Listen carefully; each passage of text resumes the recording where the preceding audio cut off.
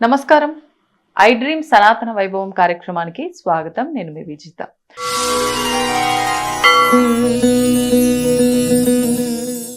అసలు ఏంటి ఇప్పుడు శత సహస్ర అంటే 100 అని 1000 అని సంఖ్య మాత్రమే మాకు తెలుసు. ఈ అవధాని అంటే ఏంటండి? వేదాన్ని పూర్వపు రోజుల్లో అంటే అచ్చు లేనటువంటి రోజుల్లో గురుముఖత నేర్చుకునేటువంటి వాళ్ళు ఆ వేదం కిలం కాకుండా ఉండడం కోసం కొన్ని పాట పద్ధతులను ఏర్పాటు చేశారు.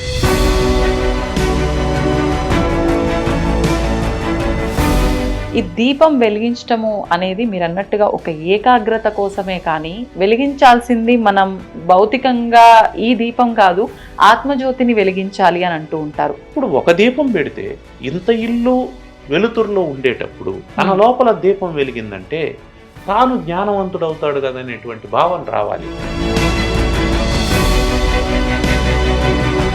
ఏదైనా మనం ఆచరిస్తున్నాము అంటే పక్కన వాళ్ళు దాన్ని ఇంకో రకంగా ఆచరిస్తే ఖచ్చితంగా మనం విమర్శిస్తూ ఉంటాం.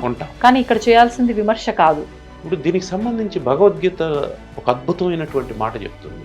నబుద్ధి భేదం జనయేత్ అజ్ఞానం కర్మ సంగినాం. వాడు అజ్ఞానంతో ఈ పని చేస్తాడు అని అనిపించింది, అయినా సరే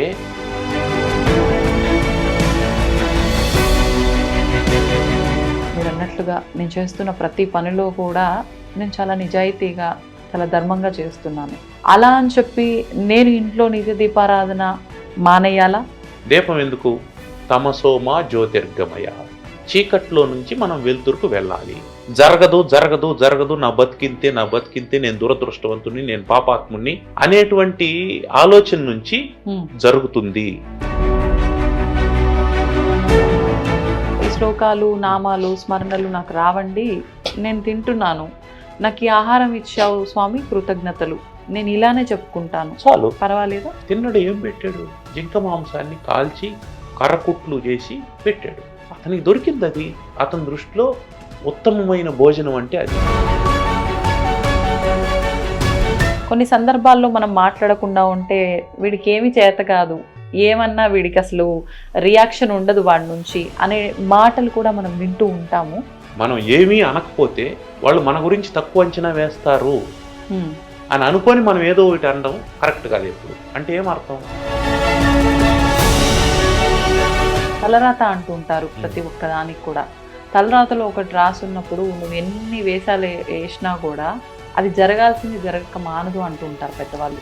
ఎప్పుడైతే మనం అనుకునేది జరగలేదో అప్పుడు అది వస్తుంది. అంటే ఏమర్థం? మనం ఎప్పుడు నిరాశకు లోనవుతామో అప్పుడు మనం సమాధాన పడడం కోసం. ప్రస్తుతం మనతో పాటు ఉన్నారు శత అవధాని కళారత్న ఆముదాల మురళి గారు. ఇప్పుడు వారితో మాట్లాడి మరిన్ని విషయాలు తెలుసుకుందాం. ముఖ్యంగా మన సనాతన ధర్మానికి సంబంధించి మనం నిత్యం చేసే పనులకు సంబంధించి ఆధ్యాత్మికంగా ఎన్నో సందేహాలు ఉంటూ ఉంటాయి. అవన్నీ కూడా వారితో మాట్లాడి నివృత్తి చేసుకునే ప్రయత్నం చేద్దాం. నమో వెంకటేశాయ అండి. నమస్తే. ఓం నమో వెంకటేశాయ. గురుగారు, సహస్ర అవధాని శత అవధాని ఇలా వింటూ ఉంటాము. ఇప్పుడు మీ పేరు గురించి నేను అడిగినప్పుడు కూడా మీరు శతావధాని అని చెప్పడం జరిగింది. అసలు ఏంటి ఇప్పుడు శత సహస్ర అంటే 100 అని 1000 అని సంఖ్య మాత్రమే మాకు తెలుసు. ఈ అవధాని అంటే ఏంటండి? అవధానం అనేది ప్రాథమికంగా వేదానికి సంబంధించినటువంటిది. వేదాన్ని పూర్వపు రోజుల్లో అంటే అచ్చు లేనటువంటి రోజుల్లో గురుముఖత నేర్చుకునేటువంటి వాళ్ళు ఆ వేదం కిలం కాకుండా ఉండడం కోసం కొన్ని పాట పద్ధతులను ఏర్పాటు చేశారు. క్రమ, జట, ఘన మొదలైనటువంటి పాట పద్ధతులు ఉన్నాయి. ఆ పద్ధతుల ద్వారా వేదాన్ని నేర్చుకున్నటువంటి వాళ్ళను అవధాని అంటారు. ప్రాథమికంగా అవధాని అంటే ఏకాగ్రత కలిగిన వాడు అని అర్థం. అవధానం అంటే కాన్సన్ట్రేషన్, ఏకాగ్రత అని అర్థం. అంటే పాట పద్ధతి అంటే మీరు ఇప్పుడు అన్నట్టుగా అసలు రాసే విధానమే లేదు, వినేదే మొత్తం, చెప్తుంటారు, వినటము. అందుకే ముఖే సరస్వతి అనే మాట దాని నుంచే వచ్చింది. ముఖే సరస్వతి అంటే ఒకరి ముఖం నుంచి ఇంకొకరి ముఖానికి విద్య వస్తుంది అని. అదే విధంగా వేదానికి శృతి అని పేరుంది. శృతి అంటే వినడం ద్వారా నేర్చుకునేటువంటిది అని అర్థం. అందువల్ల ఇది వరకు ఉన్నటువంటిది విధానం ఏమిటంటే గురువు చెప్తూ ఉంటారు, ఒక మంత్రంలో ఒక భాగాన్ని కొంత భాగాన్ని చెప్తారు, దాన్ని ఒక పన్నం అని అంటారు. దాన్ని శిష్యుడు పదే పదే పదే పదే చెప్తూ ఉంటాడు. అలా చెప్పడాన్ని సంత అంటారు. సంత. ఒకసారి చెబితే విని గ్రహించినటువంటి వాడిని ఏక సంతాగ్రాహి అంటారు. ఒక్కసారికే విని నేర్చుకున్నాడంట. అంటే ఈ పదం వింటూ ఉంటాము కానీ ఇంత వివరణ ఉంది. అవును. అట్లా వేదాన్ని ఒకసారి చెబితే వెంటనే ఆ స్వరంతో సహా నేర్చుకునేటువంటి వాడిని ఏకసంతాగ్రాహి అంటారు. కొందరికి 2 సార్లు వింటే వస్తుంది, కొందరికి 4 సార్లు వింటే వస్తుంది. ఎన్నిసార్లు వింటే వస్తుందనే దాంతో సంబంధం లేకుండా నేర్చుకునే వచ్చేంత వరకు చెప్పడం ఆ వేద విద్య యొక్క విశేషం. ప్రతి ఒక్కరికి వచ్చేంత వరకు చెబుతూనే ఉంటారు. ప్రతిరోజు ఏ పని చేస్తూ ఉన్నా చెప్పుకుంటూ ఉంటారు. అలా చెప్పుకొని వేదాన్ని కంఠగతం చేసుకుంటారు. ఆ తర్వాత మళ్ళీ వాళ్ళ శిష్యులకు వాళ్ళు చెప్పడం, వాళ్ళ శిష్యులకు వాళ్ళు చెప్పడం ఇట్లా ఉంటుంది. ఇలా వేదాన్ని అధ్యయనం చేసినటువంటి వాళ్ళను అవధానులు అంటారు. ఓకే, ఇది వేదానికి సంబంధించింది. ఇప్పుడు అసలు ఈ వేదం ఎవరెవరు చదవచ్చు అంటారు? దీనికి అంటే పరిమితి ఏమైనా ఉంటుందా? కొన్ని నియమాలు ఉన్నాయి. దేనికైనా, ఏ విద్యకైనా కొన్ని నియమాలు ఉంటాయి. ఇప్పుడు ఎంబీబీఎస్ ఎవరికైనా చదవాలనే కోరిక ఉండొచ్చు కాక, కానీ ఎంట్రన్స్ రాసి పాస్ అయినటువంటి వాడికే అంతే అది చదివేటువంటి అర్హత వస్తుంది. ఆ అర్హతను సంపాదించుకోవాలి. అర్హతను సంపాదించుకున్నటువంటి వాళ్ళు నేర్చుకోవచ్చు. ఆ అర్హత అందరికీ సాధ్యమవుతుందా కాదా అనేది ఒకప్పటి జీవన విధానంలో ఒక రకంగా ఉండేది, ఇప్పటి జీవన విధానంలో ఇంకో రకంగా ఉంది. అంటే టెక్నాలజీ పెరగడం, ముద్రణా యంత్రాలు అందుబాటులోకి రావడం, అదేవిధంగా వ్యవసాయం చేయడానికి కావాల్సినటువంటి యంత్ర సామాగ్రి అందుబాటులోకి రావడం, అంత మ్యాన్ పవర్ అవసరం లేకపోవడం, అందువల్ల కొంత తీరిక ఏర్పడింది. ఆ తీరిక ఏర్పడినప్పుడు ఎవరికి ఆసక్తి ఉంటే వాళ్ళు నేర్చుకోవచ్చు. అయితే ఎలా నేర్చుకోవాలనే దానికి మాత్రం నియమాలు ఉన్నాయి. గురుముఖతానే నేర్చుకోవాలా, స్వరబద్ధంగానే నేర్చుకోవాలా, అప్పుడు దాని ప్రయోజనం ఉంటుంది. అందులో ఏం విషయం చెప్పినారని తెలుసుకోవడం కోసం ఎవరైనా నేర్చుకోవచ్చు. దానికి అనువాదాలు ఉన్నాయి. అందరూ సంస్కృతంలోనే చదవాల్సిన అవసరం లేదు, మంత్రాన్ని మంత్రంగా చదవాల్సినటువంటి అవసరం లేదు. అంటే కేవలం దాన్ని ఏముందో తెలుసుకోవాలనుకునేటువంటి వాళ్ళు ఎట్లయినా చదువుకోవచ్చు. ఇప్పుడు అసలు ఎవరైనా చదవచ్చు, ఎవరైనా వినొచ్చు, నేర్చుకోవచ్చు. అంటే కొన్ని నియమాలు మాత్రం ఉంటాయి. అది కొంతమందికి. మీరు వేదాన్ని వేదంగా చదువుకోవాలని అనుకున్నప్పుడు నియమాలు ఉంటాయి. వేదంలో ఏం చెప్పినారో తెలుసుకోవాలనుకున్నప్పుడు నియమాలు అక్కర్లేదు. వేదాన్ని ఆ మంత్రాన్ని మంత్రంగా ప్రయోగించాలని అనుకున్నప్పుడు, దాని ప్రయోజనాన్ని మనం పూర్తిగా పొందాలనుకున్నప్పుడు అది స్వరబద్ధంగా చెప్పాలి. అసలు బాగుందండి. వేదం అన్నారు, మరి స్వరబద్ధంగా చెప్పాలంటే నియమాలు అన్నారు. వద్దు అలాగా నార్మల్ గా అనుకుంటే నియమాలు కూడా అవసరం. అసలు ఎందుకు నేర్చుకోవాలి వేదం? నేర్చుకుంటే నాకు వచ్చేది ఏంటి, ఏం ఉపయోగము అనుకుంటే ప్రతి ఒక్కరూ ఆలోచన చేసేది అదే. అవును, ఒక మాట కూడా ఉంది, ప్రయోజనం అనుద్దిశ్య మందోపి నా ప్రవర్తతే అని. అర్థం ఏంటండి? అంటే ఒక మూర్ఖుడు కూడా ప్రయోజనం లేకపోతే ఏ పని చేయడట. అంతే కదా. అటువంటిది మనం ప్రయోజనం లేకుండా ఏ పని చేయము. అంటే ఏదైనా ఎందుకు చదవాలి? వేదాన్ని పక్కన పెట్టేద్దాం. వేదం అనే మాటని కాసేపు పక్కకు పెడదాం. ఫిజిక్స్ ఎందుకు చదవాలి? కెమిస్ట్రీ ఎందుకు చదవాలి? అది కేవలం ఉద్యోగం కోసమే చదవాలా? ఇంకేం ప్రయోజనం లేదా దానివల్ల? ఎకనామిక్స్ ఎందుకు చదవాలి? అవి జీవితానికి ఉపయోగపడవా? ఉపయోగపడతాయి కదా. అన్ని సైన్సెస్ ఉపయోగపడేటువంటివి. కానీ ఎంతవరకు ఉపయోగపడుతున్నాయి? ఎవరు వాడుకుంటే వాళ్ళకి అంత ఉపయోగపడతాయి. అది మనం ఎలా ఉపయోగించుకుంటున్నాము అనేది. ఫిజిక్స్ లో న్యూటన్స్ లాస్ ఆఫ్ మోషన్ అనేసి ఉంటది. Every body continues its state of rest or uniform motion unless it is compelled by an external force అనేటువంటి ఒక ఇది ఉంటది. First law of Newton's motion. ఇది కేవలం పరీక్ష కోసం చదువుకుంటే వాడు చదువుకోవచ్చు. ఇది మిగతా వాళ్ళకు ఉపయోగపడదా అంటే ఉపయోగపడుతుంది. ఇప్పుడు రన్నింగ్ బస్సులో నుంచి దిగుతున్నాడు అనుకుందాం, వాడికి ఈ సూత్రం తెలిస్తే వాడు ఏం చేస్తాడో, పరిగెత్తేటువంటి బస్తో పాటు, అంటే వెళ్తూ ఉన్నటువంటి బస్తో పాటు వాడు కొంత ముందుకు పరిగెత్తుతాడు. పరిగెత్తినప్పుడు బోర్ల పడకుండా ఉంటాడు. ఇది న్యూటన్స్ లాస్ ఆఫ్ మోషన్ చెప్పేటువంటిది. అది చదువుకొని పరిగెత్తేవాడు ఉండొచ్చు, లేదా జీవితంలో తెలుసుకొని ఒకసారి బోర్ల పడి అనుభవంతో ఒకసారి ఏదైనా చదవగానే వినగానే సరిపోదు, దానిలో ఉన్న దాన్ని తెలుసుకోవాలి, ఆచరణలో పెట్టాలి. ఆచరణ లేని విద్య ఏదైనా పనికిరాదు, ఏదైనా పనికిరాదు. అంతే అండి. ఇప్పుడు మీకైనా నాకైనా అన్నం తింటే ఆకలి తీరుతుంది అని తెలుసు. ఏది కూర్చొని మన ఇద్దరం జపం చేస్తూ ఉందాం, అన్నం తింటే ఆకలి తీరును, అన్నం తింటే ఆకలి తీరును అని రాత్రికి 1000 సార్లు చెప్దాం. ఆకలి తీరుతుందా? ధ్యాస ఎక్కువ ఉంటుంది, ధ్యాస ఎక్కువ అవుతుంది, ఎక్కువ అవుతుంది. ఎందుకంటే క్యాలరీస్ బర్న్ అవుతాయి కాబట్టి ఎక్కువ అవుతుంది. నిజం. కాబట్టి ఏదైనా ఆచరించనటువంటిది నిష్ప్రయోజనము, ఆచరణ లేనటువంటిది నిష్ప్రయోజనం. నేను మీకు ఎన్నైనా హామీలు ఇవ్వచ్చు, మీకు ఎందుకండి నేను మీకు మినిస్టర్ పదవి ఇస్తాను ఏదో చెప్పచ్చు, నా సొమ్మేం పోతుంది, అంతే కదా. కానీ నేను మీకు ఒక పూట భోజనం కూడా పెట్టకుండా ఇవన్నీ చెప్పడం వల్ల నిష్ప్రయోజనం కదా. అందుకని ఆచరణ లేనటువంటిది ఏది ప్రయోజనం లేదు. అందుకే ఆచారము అనే మాట వచ్చింది. ఆచారము అంటే ఆచరించుము, ఆచరించేదే ఆచారం.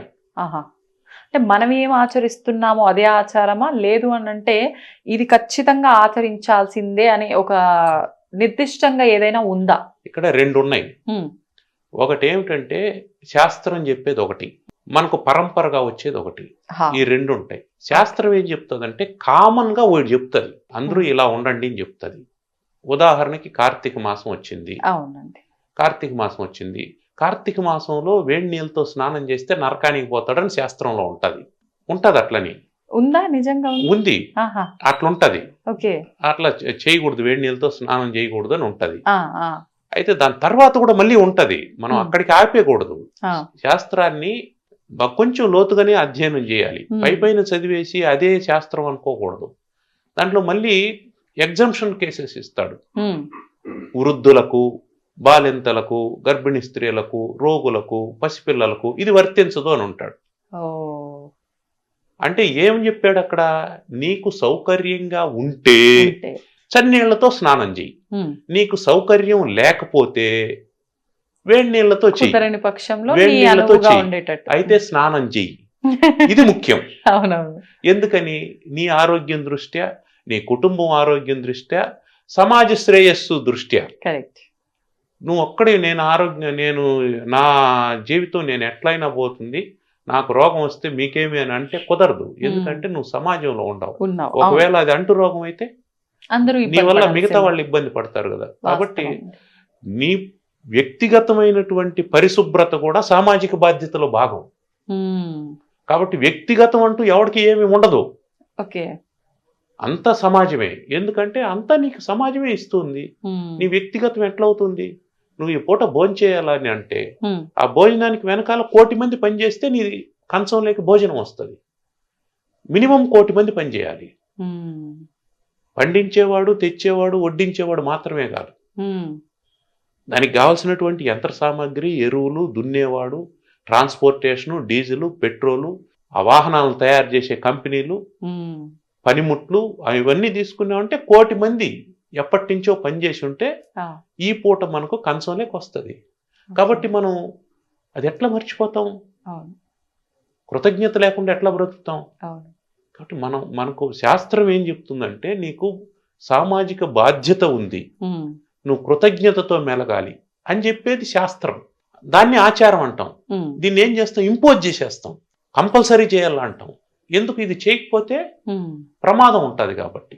అందుకని ఆచారాల్లో కొన్ని కంపల్సరీ చేయాలంటారు. ఇంకా ఒకటి కూడా ఏం జరుగుతూ ఉంటుందంటే ఈ ఆచారాలను పాటించేటప్పుడు ఎందుకు అని అడుగుతూ ఉంటారు చాలా మంది. ఇది ఎందుకు చేయాలి, అది ఎందుకు చేయాలి, పెద్దలు ఏం చెప్తారు? చెప్పింది చెయ్యి, మిగతాదంతా నీకు సంబంధం లేదంటారు. ఎందుకు ఇట్లా ఇంత రూడ్గా చెప్తారు అని అంటే దాంట్లో ఎగ్జంప్షన్ తీసుకునే అవకాశం ఉంటుంది. ఇది నాకు వర్తించదు అని అనుకుంటాడు, ఇప్పుడు వర్తించదు, తర్వాత తర్వాత తర్వాత అన్ని సిచ్యువేషన్స్ ఒకే రకంగా ఉండవు కదా. అందుకని శాస్త్రం చెప్పేటువంటి ఆచారాన్ని ఖచ్చితంగా పాటించాలి అని చెప్తాడు. మిగతా ఏముంటాయి? కుటుంబాచారాలు ఉంటాయి, వాటిని వంశాచారాలు, కులాచారాలు అని అంటూ ఉంటాం మనం. ఆ కుటుంబంలో వాళ్ళకున్నటువంటి పరిస్థితుల దృష్ట్యా ఇప్పుడు రైతుకు ఒక ఆచారం ఉంటుంది. అవును. రైతు పశువులతో మమేకమై బ్రతికేటువంటి వాడు. అవును, పాడి పంట, పాడి పంటలు ఇవన్నీ బ్రతికేటువంటి వాడు. ఇప్పుడు పశువుల్ని గౌరవించడం ఇవంతా. ఇప్పుడు మనకు సంక్రాంతి వస్తుంది. సంక్రాంతి వచ్చినప్పుడు పశువుల కోసం ఒక పండుగ చేస్తాం. వాటిని శుభ్రంగా కడిగి వాటికి రంగులు పూసి అలంకరించి వాటి పూజించి ఇవన్నీ చేస్తాం. ఎందుకు చేస్తాం? వాటి ద్వారా మనం భోజనాన్ని సంపాదించుకున్నాం, వాటి శ్రమతో. వాస్తవం అండి. అవి మన కోసం శ్రమ చేస్తున్నాయి. అవును. మనం భోజనం వాటికి పెట్టకపోయినా గడ్డి మేసి బతుకుతాయి. వాటి జీవనానికి మనకు ఏమి సంబంధం లేదు. కానీ మన స్వార్థం కోసం వాటిని వాడుకుంటున్నాం. అప్పుడు చిన్న కృతజ్ఞత, వాటిని పూజించడం అనేది. పూజ అనేది ఎప్పుడు కృతజ్ఞత, ఇది గుర్తుపెట్టుకోండి.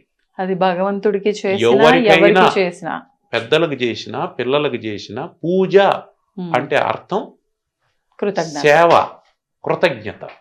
అందువల్ల ఇప్పుడు రైతు కుటుంబంలో ఏముంటుంది ఆచారం? ఆ పశువులకు పూజ చేయాలని ఉంటుంది. ఆ పశువులకు పూజ చేయాలా అనేటువంటి ఆచారాన్ని రైతు కానటువంటి వాడు పాటించాల్సిన అవసరం లేదు. అవును. ఇంకేదో తలంటు స్నానం చెప్పినారనుకోండి, అది అందరూ చేయొచ్చు. అందరూ చేయొచ్చు. కాబట్టి శాస్త్రం చెప్పినటువంటి ఆచారాల్లో అన్ని సామాజికమైనటువంటివన్నీ అందరూ ఆచరించాలి. ఇప్పుడు ఏమవుతుందంటే ఒక కామన్ కోడ్ ఏర్పడుతుంది. అప్పుడు కాంట్రవర్షన్ లేకుండా ఉంటుంది, కాంట్రడిక్ట్ కాకుండా ఉంటారు. వ్యతిరేకత ఉండదు. ఎప్పుడైతే వ్యతిరేకత లేదో అప్పుడు జీవితం సాఫీగా సాగిపోతూ ఉంటుంది, అందరి జీవితాలు. ఇప్పుడు మనం అర్థం చేసుకోవాల్సింది ఏంటంటే, ఈ శాస్త్రాచారాలని ఎవరైతే పాటిస్తూ ఉన్నారో వాళ్ళు కులాచారాలని, వంశాచారాలను కూడా అర్థం చేసుకోవాలి. వాళ్ళకి ఈ ఆచారం ఉంది, అది పాటిస్తున్నారు. మనకు లేదు, మనం పాటించాల్సిన అవసరం లేదు. కాబట్టి వాళ్ళు మనం విమర్శించాల్సిన అవసరం లేదు. అంతే. ఈ వివేకం మనకు వచ్చిందంటే మనం ఎవరిని విమర్శించం. అంటే కొన్ని సందర్భాల్లో మనం నిత్య జీవితంలో చూస్తూ ఉంటాం, ఏదైనా మనం ఆచరిస్తున్నాము అంటే పక్కన వాళ్ళు దాన్ని ఇంకో రకంగా ఆచరిస్తే ఖచ్చితంగా మనం విమర్శిస్తూ ఉంటాం. కానీ ఇక్కడ చేయాల్సింది విమర్శ కాదు, వాళ్ళ ఆచారం అదేనేమో అర్థం చేసుకోవడం. ఇప్పుడు వాళ్ళ కుటుంబంలో వాళ్ళ తల్లిదండ్రులు, వాళ్ళ పెద్దలు వాళ్ళకి ఆ విధంగా నేర్పించు. అవునండి. ఇప్పుడు దీనికి సంబంధించి భగవద్గీత ఒక అద్భుతమైనటువంటి మాట చెప్తుంది. శ్రీకృష్ణ పరమాత్మ ఒక అద్భుతమైనటువంటి సలహా ఇచ్చాడు అందరికీ. నబుద్ధి భేదం జనయేత్ అజ్ఞానం కర్మ సంగినాం. మీకేమనిపించింది? వాడు అజ్ఞానంతో ఈ పని చేస్తాడు అని అనిపించింది. అయినా సరే అతనిలో బుద్ధి భేదాన్ని మీరు సృష్టించకూడదు అన్నారు. బుద్ధి భేదం అంటే డోంట్ మేక్ హిమ్ కన్ఫ్యూజ్డ్.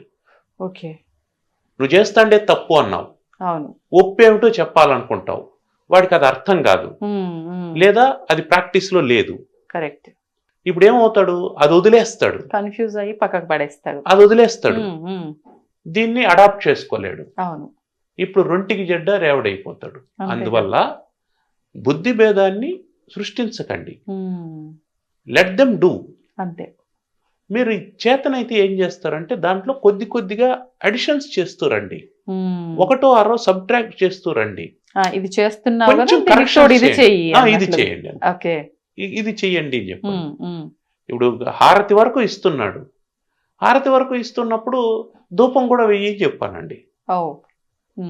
వేస్తున్నాడు, ఇంకేదో చేస్తున్నాడు. ఇప్పుడు ధూపం వేస్తూ ఉన్నాడు, ఆ ధూపం పట్టనటువంటి వాళ్ళు, పెద్దవాళ్ళు ఇద్దరు ఉన్నారు వాళ్ళ ఇంట్లో, ముసలి వాళ్ళు, దగ్గొస్తుంది వాళ్ళకి. ఇప్పుడు ఏం చేస్తాం? అది అక్కర్లేదని చెప్పండి. అంతే. శ్రేయస్సు, ఇబ్బంది పడుతున్నారు కాబట్టి ధూపం వేయాల్సిన అవసరం లేదు, మీరు హారతి ఇచ్చినా కూడా సరిపోతుందని చెప్పండి. చిన్న కరెక్షన్. దానివల్ల ఏమవుతుంది? మీరు మేలు చేసిన వాళ్ళు అవుతారు.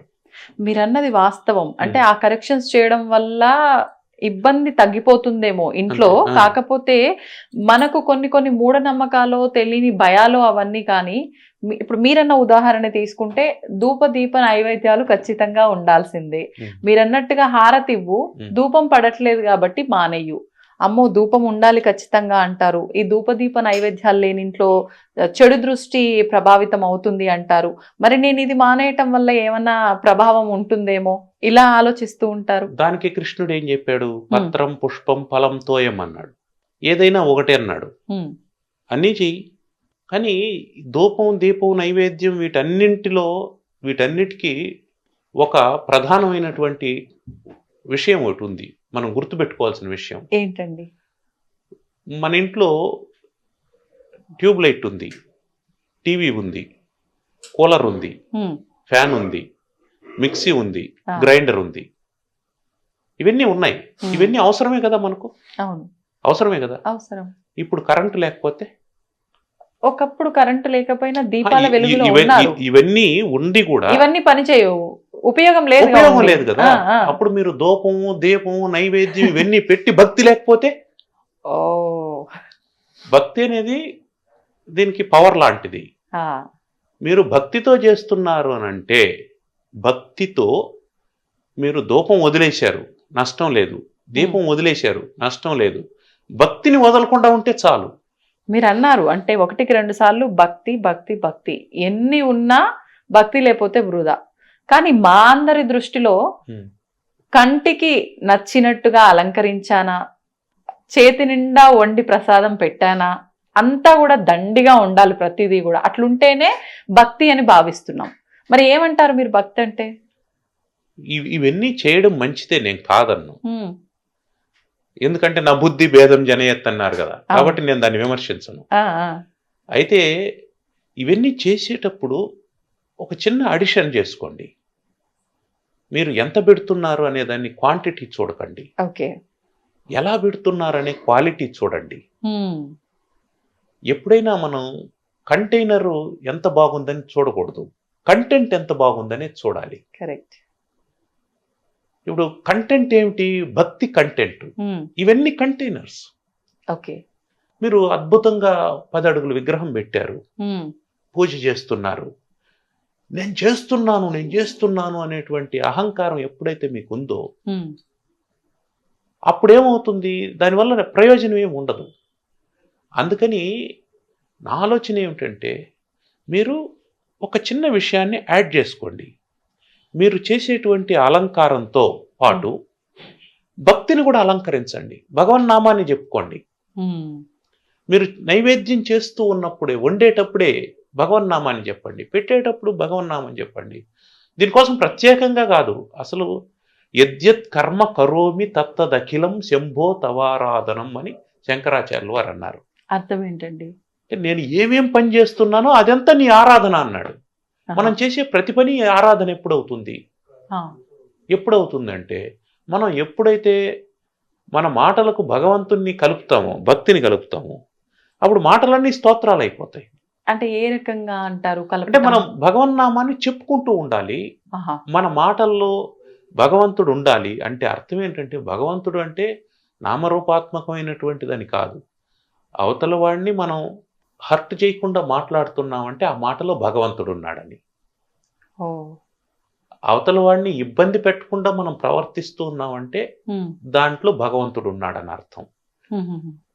అందుకే కృష్ణుడు విభూతి యోగం అంతా అదే చెప్పాడు. నేను దాంట్లో ఉంటాను, దీంట్లో ఉంటాను, దీంట్లో ఉంటాను, దాంట్లో ఉంటాను, అది నేను, ఇది నేనని చెప్పాడు. దాని అర్థం ఏంటంటే అన్నిట్లో ఆయన ఉన్నాడు అని అర్థం. అన్నిట్లో ఆయన ఉన్నాడు అనేది మనం ఐడెంటిఫై చేయడమే భక్తి. మీరు నడుస్తూ ఉన్నారు, భగవన్నామాన్ని చెప్పుకున్నారు, అప్పుడు ఆ నడక ప్రదక్షిణ అయిపోతుంది. మీరు భోంచేస్తూ ఉన్నారు, భగవంతుడా నేను ఏం పని చేశానో, దీనికి నాకు ఏం అర్హత ఉందో నాకు తెలియదు, కానీ ఈ పూట నువ్వు నాకు భోజనం ఇచ్చావు, నేను కృతజ్ఞుడై ఉంటాను.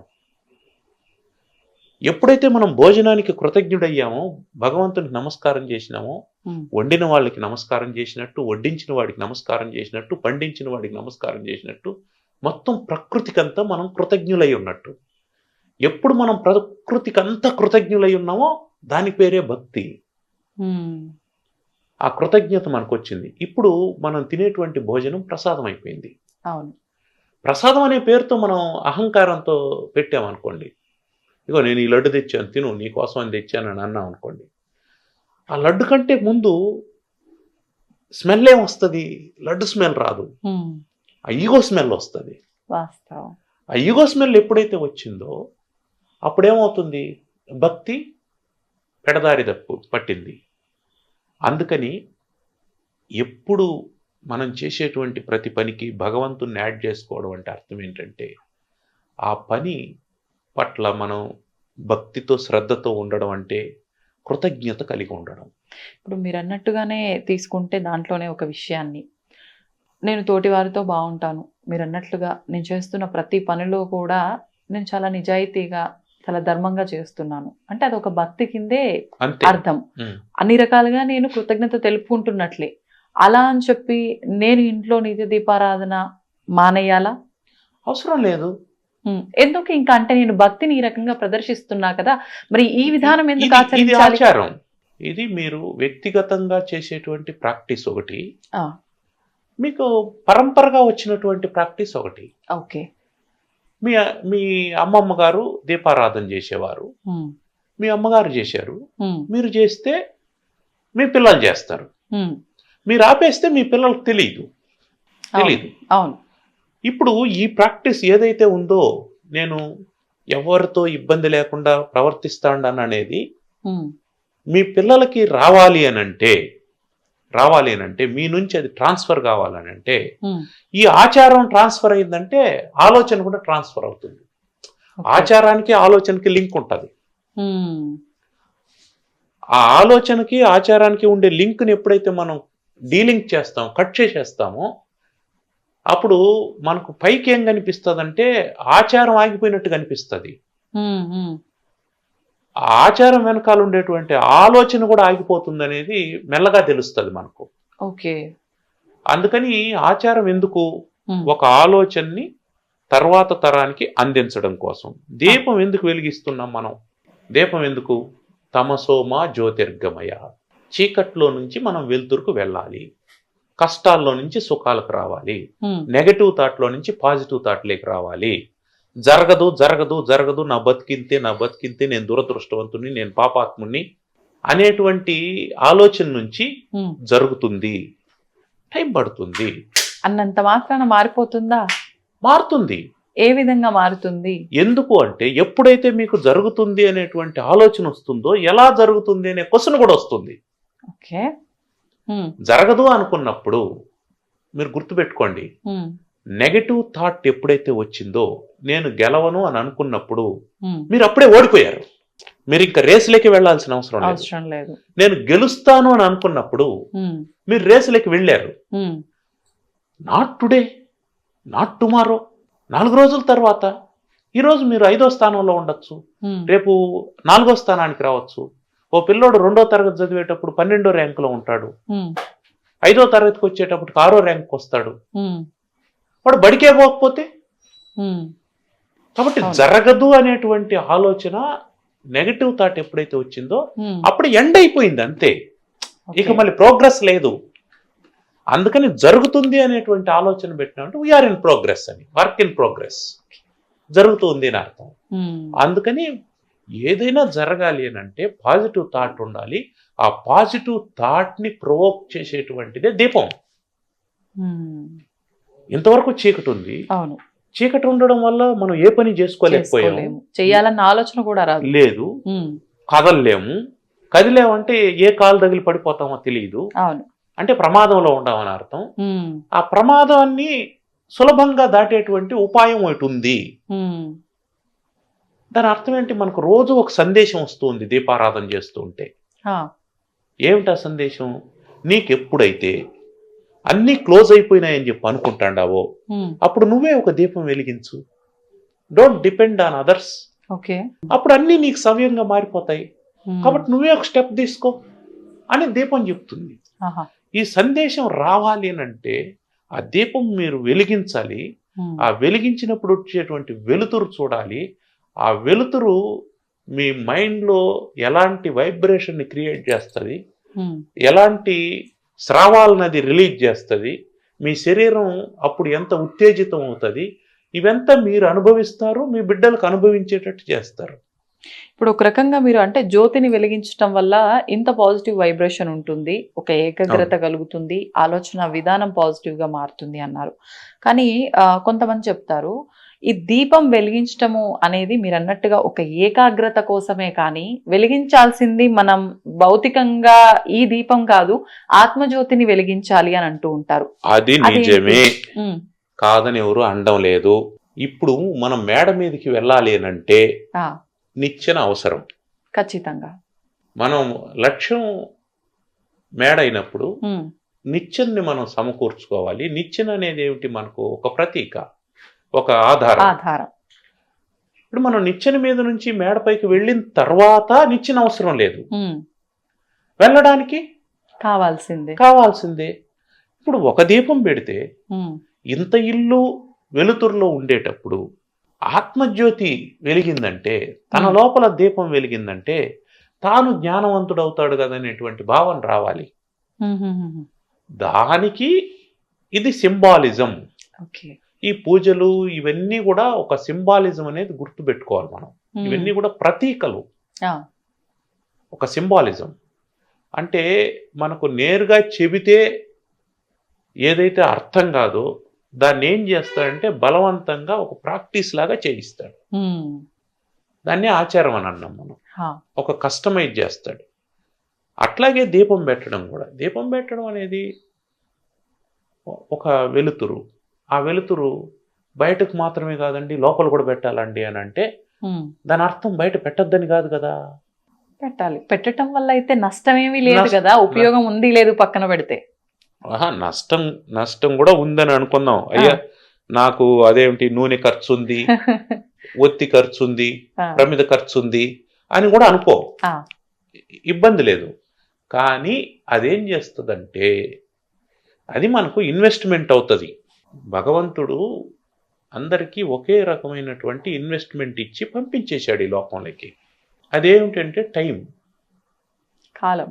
అది అందరికీ కామన్ గా ఇచ్చాడు. ఆయనకి ఎవరి మీద ప్రత్యేకమైన అభిమానం గాని రాగద్వేషాలు గాని ఏమీ లేవు. అందరికీ ఇచ్చి పంపించేశాడు.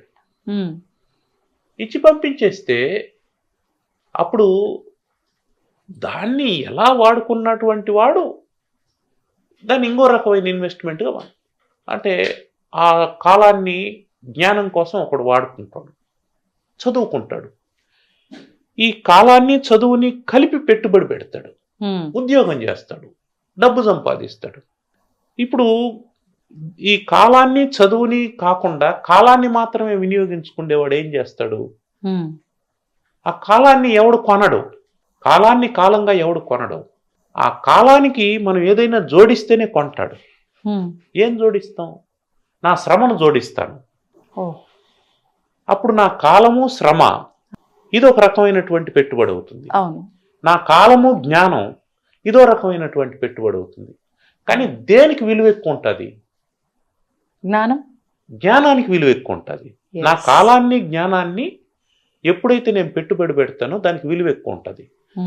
అంటే లోకంలో ఏం తెలుస్తుంది మనకు? జ్ఞానానికి విలువ ఎక్కువ ఉందని తెలుస్తుంది. అందుకని మనం ఏం చేయాలా? కాలాన్ని శరీరాన్ని, కాలాన్ని శ్రమని జ్ఞానంగా మార్చేసినామంటే అది ఇంకొంచెం మెరుగైనటువంటి జీవితాన్ని ఇస్తుంది. కరెక్ట్. అందుకని మనం జ్ఞానంగా మార్చుకోవడం కోసం ఇదంతా పెట్టుబడిగా పెడుతున్నాం. దీపారాధన ఎందుకు? నువ్వు జ్ఞానాన్ని సంపాదించుకునేదానికి. దీపాన్ని పెట్టేశావు, ఏదో అదొక తంతులాగా కాకుండా దాంతో ఒక ప్రాక్టీస్ మొదలుపెట్టు. ఆ దీపం పెట్టే సమయంలో అయినా భగవంతుని కృతజ్ఞత ప్రకటించు. మిగతా సమయంలో నేను బిజీ అండి, ఎస్ బిజీనే. ఎవరు కాదు ప్రతి ఒక్కరూ బిజీనే. ఎవరి పనులు వాళ్ళకు ఉన్నాయి. భగవంతుడు ఏమన్నాడు? నహి కశ్చిత్ క్షణమపి జాతు తిష్టత్య కర్మకృత్.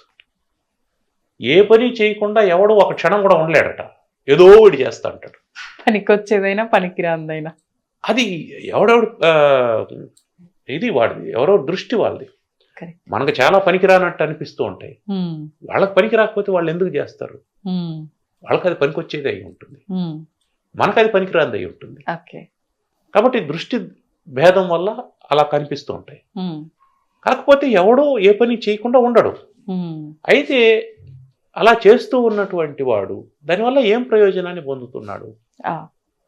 ఇట్లా ఈ ప్రయోజనాల్ని ఆశించి ఈ పనులంతా చేస్తూ ఉంటూ భగవంతుని గురించి ఎప్పుడు మర్చిపోయాం మనం. అవును. దీపారాధన చేసేటప్పుడు, సంధ్యావందనం చేసేటప్పుడు, స్నానం చేసేటప్పుడు, కష్టం వచ్చినప్పుడు, పడుకుండేటప్పుడు, నిద్ర లేచినప్పుడు. అందుకని మన వాళ్ళు ఏం చేశారంటే ఎప్పుడు మనకు లిటిల్ బిట్ టైం దొరుకుతుందో ఆ టైంకి ఒక స్తోత్రాన్నో శ్లోకాన్నో మనకు అందజేశారు. నిద్ర లేస్తానే భూదేవికి నమస్కారం చెయ్యి అని చెప్పి అన్నాడు. ఆ చేతులు చూసి నా కరాగ్రే వసతే లక్ష్మి అని చెప్పుకో అని చెప్పి అన్నాడు. ఒక్క క్షణం మళ్ళీ కాళ్ళు కింద పెట్టావంటే మళ్ళీ పరుగులే కదా. ఆ దీపం పెట్టేటప్పుడు సంధ్యాదీపం నమోస్తుతే అని చెప్పాను, దీపం జ్యోతి పరబ్రహ్మాను. ఆ టైంలో అయినా భగవంతుని తలుచుకుంటావు కదా. ఇప్పుడు ఈ ఆచారాలన్నీ మనం చూసినామంటే భోజనం చేసేటప్పుడు అన్నపూర్ణే సదాపూర్ణే అంటాం కదా, భగవంతుని తలుచుకుంటున్నాం కదా. స్నానం చేసేటప్పుడు గంగే యమునే చేయవ అంటున్నాం కదా. అంటే మనం చేస్తున్న ప్రతి పనికి ఏం చేశారు, భగవంతుని ఎట్లా యాడ్ చేసుకోవాలని చెప్పారు. అవును, స్మరణ. అలా మనం ఎప్పుడైతే చేస్తామో అప్పుడు మన జీవితం ఏమవుతుంది, భగవన్మయమైన జీవితం అయిపోతుంది. మీరు అన్నట్టుగా ఈ శ్లోకాలు, నామాలు, స్మరణలు నాకు రావండి, నేను తింటున్నాను, నాకు ఈ ఆహారం ఇచ్చావు స్వామి కృతజ్ఞతలు, నేను ఇలానే చెప్పుకుంటాను, చాలు. పర్వాలేదా? చాలు. ఎందుకంటే ప్రపంచంలో ఉన్నటువంటి వాళ్ళందరికీ శ్లోకాలు లేవు. సంస్కృతం తెలిసిన వాళ్ళు శ్లోకాలు ఉంటాయి. ప్రతి ఒక్కడికి భాష అయితే ఉంది. ఇక్కడ పుట్టినటువంటి ప్రతి మానవునికి భాష ఉంది.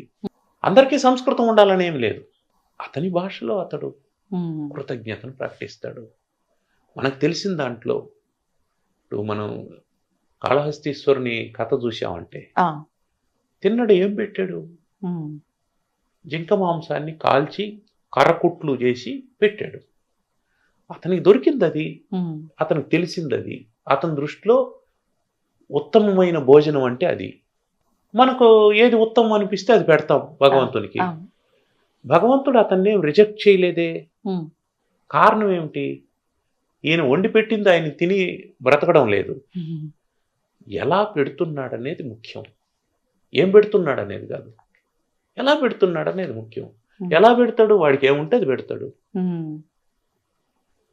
ఇప్పుడు వంశాచారాల్లో, కులాచారాల్లో బలులు ఇవన్నీ కూడా ఉంటాయి, వామాచారాలు అవన్నీ ఉంటాయి. కులాచారం అది కొనసాగిస్తూ ఉంటాడు. కొన్నాళ్ళకి ఇది వద్దనుకుంటాడు, దీనివల్ల మనం హింస చేస్తున్నామని అనుకుంటాడు. ఆ రోజు నాటికి ఏమవుతాడు, మానేస్తాడు. మరి అంటే అది ఒక ఆచారంగా ఆచరిస్తున్నప్పుడు కొన్నాళ్ల పాటు వాళ్ళ వంశీకులంతా ఈయనకు అది బయలు వద్దు జీవహింస అనిపించి మానేయటం ఎంతవరకు సమంజసం? సమంజసమే. ఏ రకంగా? ఎందుకంటే అది హింస కాబట్టి. మరి హింస అయితే ఎందుకు ఇంతకాలం వీళ్ళు ఆచరిస్తూ వచ్చారు? ఇంతకాలం వాళ్ళకి తెలియలేదు కాబట్టి ఆచరించారు. ఓకే, వాళ్ళకి ఆ ఎన్లైట్మెంట్ కలగలేదు, ఆచరించారు. ఎన్లైట్మెంట్ కలిగినటువంటి వాడు కూడా ఎందుకు చేయాలి?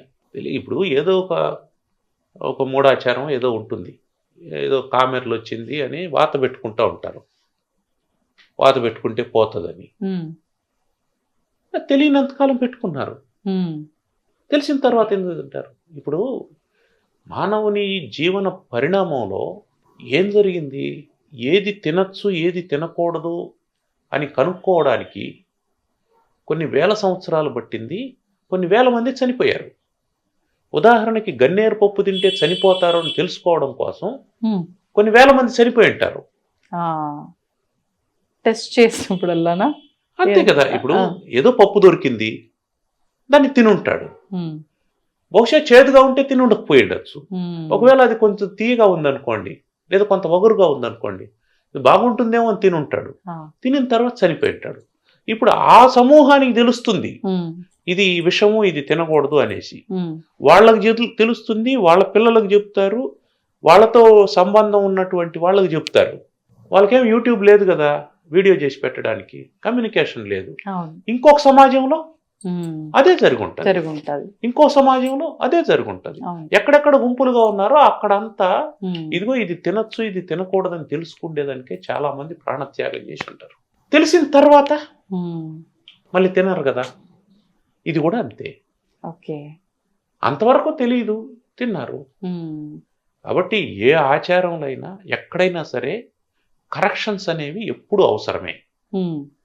ఏ సంప్రదాయంలో అయినా సరే కరెక్షన్స్ అనేవి ఎప్పుడు అవసరమే. ఇది అవసరం లేదనుకుంటే తీసేయచ్చు. ఓకే. తీసేయచ్చు. దీనివల్ల ఇబ్బంది కలుగుతుందంటే తీసేయచ్చు. ఎందుకు ఎన్ని ఆచారాల్లో నుంచి మనం బయటపడలేదు? వితంతు పునర్వివాహాలు చేయలేదా? సతీ సహగమనాన్ని నిషేధించలేదా? ఇవన్నీ చేస్తూనే ఉన్నాం కదా. Corrections important. ఎప్పుడు కరెక్షన్స్ జరగవో ఆ జాతి నాశనం అయిపోతుంది, ఆ సంస్కృతి నాశనం అయిపోతుంది. ఓకే. ఓకే. ఏదైనా ఒక సివిలైజేషన్, ఏదైనా ఒక కల్చర్ అది కొనసాగాలంటే దాంట్లో అవసరమైనటువంటి కరెక్షన్స్ చేసుకుంటూ రావాలి. కరెక్ట్. ఇప్పుడు మీరు అన్నట్టు ఈ కరెక్షన్స్ జరగాలంటే ఈ ఆలోచన అనేది ఎక్కడో దగ్గర మొదలవ్వాలి. అవును. ఎవరిలోనో ఒకరిలో మొదలవ్వాలి. ఆలోచన మొదలైతేనే దాని గురించి మనం ఏంటి అనే ఒక రీసెర్చ్ చేయగలుగుతాము. ఆ తర్వాతే దాన్ని మార్పు చేయగలుగుతాం. అంటే ఆలోచన అనేది ఒక రకంగా మంచికే దారి తీస్తుంది అని చెప్పొచ్చు. ఈ మంచి ఆలోచన రావటం అనేది చాలా కష్టమైపోయింది. ఈ ఆలోచన ఎంతవరకు జీవితాన్ని ప్రభావితం చేస్తుంది? మంచి ఆలోచన రావాలంటే ఏ రకంగా ఉండాలి? అసలు జీవితం అంటేనే బంచ్ ఆఫ్ థాట్స్. మీ జీవితం అంటే మీ ఆలోచనలే మీ జీవితం. నా జీవితం అంటే నా ఆలోచనలే నా జీవితం. ఈ ఆలోచనలు అనేవి ఎప్పుడు మన ముందర ఒక చాయిస్ లాగా నిలబడతాయి. ఒకటి పాజిటివ్ థాట్ ఉంటుంది, నెగిటివ్ థాట్ ఉంటుంది, క్రూయల్ థాట్ ఉంటుంది, కైండ్ థాట్ ఉంటుంది. రెండు ఉంటాయి. మనం దేన్ని స్వీకరించాలి అనే దాని కోసమే తల్లిదండ్రులు, గురువులు, విద్య ఇవన్నీ మనకు అవసరం. మన ముందర రెండు ఆలోచనలు ఉన్నప్పుడు ఏ ఆలోచనను స్వీకరించాలని చెప్పడం కోసమే విద్యా విధానం ఏర్పడింది. నువ్వు ఎలా ఆలోచన చేస్తున్నావు అనేదే నీ జీవితం. అందుకని తల్లిదండ్రులు ఏం చెప్పాలా? పిల్లవాడు ఏం ఆలోచన చేస్తున్నాడు అని చెప్తాం. మనం చెప్తూ ఉంటారు, అదేమిటి నామకరణం చేసినప్పుడు పిల్లవాడు పాక్కుంటూ వెళ్ళి ఏదో పెడతారు, కత్తి పెన్ను ఇట్లాంటివి పెట్టుంటారు. ఒకవేళ వాడు కత్తి పట్టుకున్నాడు అనుకుందాం, వాడికి ఏం తెలియదు. అన్నప్రాసన సమయంలో వాడు కత్తి పట్టుకున్నాడు అని అనుకుందాం. వాడికి ఏది అందుబాటులో ఉంటే అది పట్టుకుంటాడు, తెలిసి కాదు. ఒకవేళ మనకు భావన అది కలిగింది అనుకో, అరే వీడు కత్తి పట్టుకున్నాడు, మిలిటరీలో చేరుద్దాము, అవంతా ఆలోచన చేయొద్దు. That is wrong. అందులో ఏం సంస్కారం ఉందో చూద్దామనే ఉద్దేశంతో పెట్టుండొచ్చు. ఏది ఆకర్షణగా ఉంటే దాని వైపుకి వెళ్తాడు పిల్లవాడు. దాన్ని బేస్ చేసుకొని దానికి మనం కన్క్లూజన్ ఇచ్చి who are you to conclude? ఈ కన్క్లూజన్స్ అనేటివి చాలా డేంజర్. ఆ కన్క్లూజన్స్ వల్లనే మనం కరెక్షన్స్ చేయలేకుండా పోతాం. అందుకని ఆలోచనల్ని రానివ్వాలి, ఆలోచనల్ని పుట్టనివ్వాలి. పాజిటివ్ అయినా నెగిటివ్ అయినా ఫస్ట్ రావాలి. ఓకే. నేలను దున్నాలి, నేలను దున్ని నీళ్లు పెట్టాలి, పైరు వేయాలి. దాంట్లో కలుపు మొక్కలు కూడా వస్తాయి, రాకుండా ఎందుకుంటాయి? ఆ తర్వాత మళ్ళీ మనం ఏం చేయాలా? కలుపు మొక్కలు తీసేస్తూ రావాలి. వచ్చిన చిక్కు అక్కడే కదండి. ఆలోచనలు ఎన్నెన్నో వస్తాయి. ఇప్పుడు ఒక సమస్య వచ్చిందంటే దానికి సంబంధించిన ఆలోచనలు చాలా వస్తాయి, మీరు అన్నట్టు పుట్టలుగా. అందులోంచి ఈ సమస్యకు కరెక్ట్ పరిష్కారం ఏది అనే ఆ చిన్న సొల్యూషన్ ని లాగటమే పెద్ద సమస్య. ఈ సమయంలో ఉండే ఆ సందిగ్ధం నుంచి మనం ఎలా బయటపడొచ్చు అంటారు? దాని నుంచి బయటపడడానికి మీరు ఒకవేళ డిపెండెంట్ అయితే మీ తల్లిదండ్రులను ఆశ్రయించవచ్చు, గురువులను ఆశ్రయించవచ్చు, వెల్ విషర్స్ ని ఆశ్రయించవచ్చు. లేదనుకుంటే మనకు పుంఖానుపుంఖంగా వస్తూ ఉన్నటువంటి ఆలోచనల్ని మొదట మనం అబ్జర్వ్ చేయాలి. నాకెందుకు ఈ ఆలోచన వస్తుంది? ఇప్పుడు రోడ్డు మీద వెళ్తూ ఉన్నాం, ఒక బండి పక్కన వచ్చేదేదో తగిలింది మనకు, వెంటనే మనం ఫెరోషియస్గా మారిపోతాం. ఒక్క నిమిషం మనం ఆలోచన చేసినాం అనుకోండి, అతను ఎందువల్ల మనకు తగిలాడు అనేటువంటి ఆలోచన ఒకటి వచ్చిందంటే ఈ ఫెరోషియస్నెస్ అనేది తగ్గుతుంది. నిజానికి ఈ తీవ్రమైనటువంటి ఆలోచన అవతల వాడినేమి ఎఫెక్ట్ చేయదు, మనల్ని ఎఫెక్ట్ చేస్తుంది. అంటే ఏమర్థం? మనకు తెలియకుండానే మనం ప్రమాదాన్ని మనమే తయారు చేసుకుంటున్నాం. ఆలోచన అనేది ప్రమాదకారిగా మారిపోతుంది. అవును. అది ఏమవుతుంది? మనం అవతల వాడిని చేయి చేసుకోవడం, పరుషంగా మాట్లాడడం జరుగుతుంది. అది దాని కాన్సిక్వెన్సెస్ మారిపోతాయి మళ్ళీ. కరెక్ట్. ఒక్క క్షణం ఆలోచన చేసి కాసేపు నిదానంగా ఉండగలిగినామంటే అవతల వాడు మారచ్చు, మనం మారచ్చు, జరిగినటువంటి డ్యామేజ్ ఏదో ఒక రకంగా రికవర్ చేసుకోవచ్చు, దాన్ని అక్కడికి వదిలేసి వెళ్ళిపోవచ్చు. అక్కడ జరిగినటువంటి దాన్ని అక్కడికి వదిలేసి వెళ్ళిపోవచ్చు, దాన్ని ప్రొలాంగ్ చేయకుండా. అంటే కొన్ని సందర్భాల్లో మనం అలా ప్రొలాంగ్ చేయకుండా వదిలేస్తే, అంటే ప్రస్తుత సమాజంలో నేను ఈ పదం వాడొచ్చో లేదో తెలియదు కానీ కొన్ని సందర్భాల్లో మనం మాట్లాడకుండా ఉంటే వీడికి ఏమి చేత కాదు, ఏమన్నా వీడికి అసలు రియాక్షన్ ఉండదు వాడి నుంచి అనే మాటలు కూడా మనం వింటూ ఉంటాము. మరి ఎలా అంటారు? ఆ రియాక్షన్ లేదు కాబట్టి వీడు చేతగాని వాడు అని వాళ్ళు అంటున్నారు కాబట్టి మనం రియాక్ట్ కాకూడదు. That is main thing. మనం ఏమీ అనకపోతే వాళ్ళు మన గురించి తక్కువ అంచనా వేస్తారు అని అనుకొని మనం ఏదో ఒకటి అనడం కరెక్ట్ కాదు ఎప్పుడు. అంటే ఏమర్థం? మన ఎమోషన్స్ని వాళ్ళు కంట్రోల్ చేస్తాడారని అర్థం. మీ ఎమోషన్స్ మీద మీకు కంట్రోలింగ్ ఉండాలి కానీ మీ ఎమోషన్స్ని వాళ్ళు కంట్రోల్ చేయడం ఏంటి? అంటే వాళ్ళు రెచ్చగొడితే మీరు రెచ్చిపోతారా? రెచ్చిపోతారు కదండి. ఆ రెచ్చిపోవడం కదే ఇన్ని సమస్యలకి కారణం. అందుకని ఏం చేయాలా? మన ఆలోచనల్ని మొదటి నుంచి ఒక పకడ్బందీగా ట్యూన్ చేసుకుంటూ రావాలి. అంటే మీరు అన్నట్టు మొదటి నుంచి అని అంటే ఇది చిన్న వయసు నుంచి ఉండాలంటారా? అంటే ఈ విధానం అంతా చైల్డ్హుడ్ నుంచి అంటే పేరెంట్స్ పాత్ర ఎంతవరకు ఉంటుందంటారు? పేరెంట్స్ పాత్ర వైటల్ రోల్. ఎందుకంటే పిల్లవాడు కన్ను తెరిచి చూస్తేనే తల్లిని చూస్తాడు, తల్లి చూపిస్తే తండ్రిని చూస్తాడు. మీ అక్క, మీ అన్న, మీ తమ్ముడు, మీ చుట్టుపక్కల ఉండేవాళ్ళు వీడు నీకు స్నేహితుడు, వీడు మనకు బంధువు అని చూపిస్తారు. ఇన్ని తెలుసుకుంటూ ఉండేటువంటి వాడికి అదే తల్లిదండ్రులు నెగటివ్ని కూడా ఇంపోజ్ చేస్తారు. ఎలా అంటారు? వాడు మనకు శత్రువు, వానితో నువ్వు కలవద్దు, లేదా వాడు బాగా చదవడు వానితో కలవద్దు, లేదా వాడు మన ఇంట్లో పనిచేసి ఆయన కొడుకు వానితో కలవద్దు. ఇవి ఎప్పుడైతే తల్లిదండ్రులు వీటిని ఇంపోజ్ చేస్తున్నారో అప్పుడు వానిలో చిన్నప్పటి నుంచి కొన్ని కన్క్లూజన్స్ ఏర్పడుతూ ఉంటాయి. వాడు దాన్ని మోల్డ్ చేసుకుంటూ వస్తాడు, అదే వ్యక్తిత్వంగా మారిపోతుంది. అందుకని ఏం చేయాలంటే పిల్లవాడంటే ఒక ఉద్యానవనంలో ఎగురుతూ ఉన్నటువంటి సీతాకోక చిలుక, లెట్ ఇట్ ఫ్లై, వాడిని వదిలేయాలి. అంటే ఎంతవరకు వదిలేయచ్చు అంటారు? కరెక్షన్స్ చేస్తూ వదలాలి. ఎక్కడైనా దారి తప్పుతున్నాడు అని అనిపిస్తే, ఇప్పుడు అవతల వానితో స్నేహం చేస్తున్నాడు, ఆ స్నేహం వీని చదువుకి ఇబ్బంది అవుతుంది అని అనిపించినప్పుడు, లేదా ఆ స్నేహం వీని లాంగ్వేజ్ని ఇంపాక్ట్ చేస్తుంది అని అనిపించినప్పుడు, ఆ స్నేహం వీని ప్రవర్తనని ఇంపాక్ట్ చేస్తుంది అన్నప్పుడు దాన్ని కరెక్షన్ చేయాలి, అంతేగాని కట్ చేయకూడదు. ఆ కరెక్షన్ చేయడం వల్ల ఏమవుతుందంటే వీని వల్ల వాడు కూడా మారే అవకాశం ఉంటుంది. మనం ఈ మాటలు మాట్లాడితే వాడు మన దగ్గరికి రాడు అని వాడు అనుకున్నప్పుడు కనీసం వీడు వచ్చినప్పుడైనా ఆ మాటలు మాట్లాడకుండా ఉంటాడు. మనం ఇలా ప్రవర్తిస్తే వాడు మన దగ్గరికి రాడు అని అనుకున్నప్పుడు వీడు వచ్చినప్పుడైనా అలా ప్రవర్తించకుండా ఉంటాడు. సాధారణంగా ఒక మాట చెప్తూ ఉంటారు టీచర్ రోల్ గురించి చెప్పేటప్పుడు, పిల్లవాడు అనేవాడు ఎప్పుడైనా సరే టీచర్కి కంప్లైంట్ చేయడం అనేది చాలా సహజమైన విషయం. పిల్లవాడు అంటే సహజంగానే పక్కన వాళ్ళ మీద కంప్లైంట్ చేస్తూ ఉంటాడు. దీంట్లో విచిత్రం ఏమిటంటే తనకు నచ్చనటువంటి వాళ్ళ మీద మాత్రమే కాదు, తనకు స్నేహితులైన వాళ్ళ మీద కూడా కంప్లైంట్ చేస్తూ ఉంటాడు. అది పసితనం వల్ల వచ్చినటువంటి భావన అన్నమాట. ఇప్పుడు ఒక టీచర్ ఒక పిల్లవాడి మీద ఇంకో పిల్లవాడు కంప్లైంట్ చేసినప్పుడు నేను మొదటే చెప్పాను నీకు వాడు చెడ్డవాడని, వానితో చేరద్దని, అని చెప్పంటే ఇక అది వాడిలో స్థిరంగా నాటుకుపోతుంది. ఒకవేళ వాడిలో గుడ్ క్వాలిటీస్ ఏమైనా ఉంటే కూడా అవతల వాడిలో వీడు స్వీకరించలేడు. అందుకని ఇప్పుడు టీచరు ఇలా కాకుండా ఇంకో విధంగా చెప్దాం. ఏ రకంగా?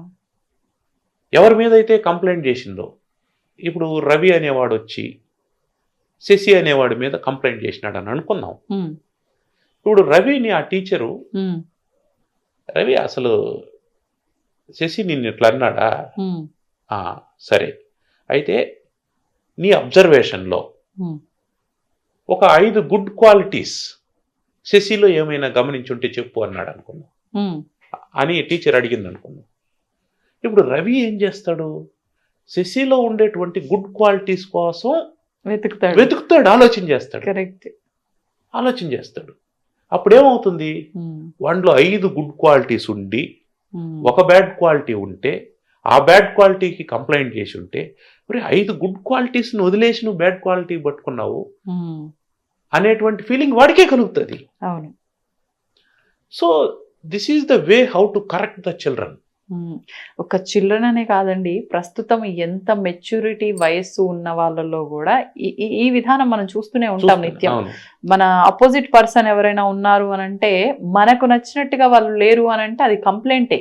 ఒక రకంగా అన్ని మర్చిపోతాం వాళ్ళలో క్వాలిటీస్, అదొక్కటే రేజ్ చేసి చూస్తాం. ఎందుకంటారు ఇలా? అంటే ఇది చిన్నప్పటి నుంచి పెరిగిన విధానమే ఎఫెక్ట్ అయిందంటారా? ఏ రకంగా అంటారు? ఈగో, అహంకారం. అంతే. నాకు నచ్చినట్టే అందరూ ఉండాలి అని అనుకుంటాం. అసలు ఎందుకు ఉండాలి? నువ్వు కదా అందరికి నచ్చేటట్టు ఉండాలి. నువ్వెందుకు ఉండవు? ఇక్కడ ఆత్మ పరిశీలన అనేది ఎప్పుడూ లేకుండా పోతుంది. అవును. మనం సెల్ఫ్ రియలైజేషన్ రావాలి.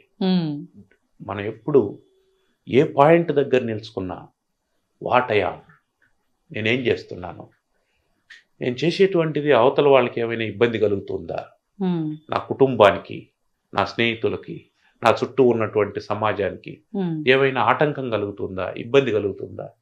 దీన్నే కదా మనం సివిక్ సెన్స్ అంటాం.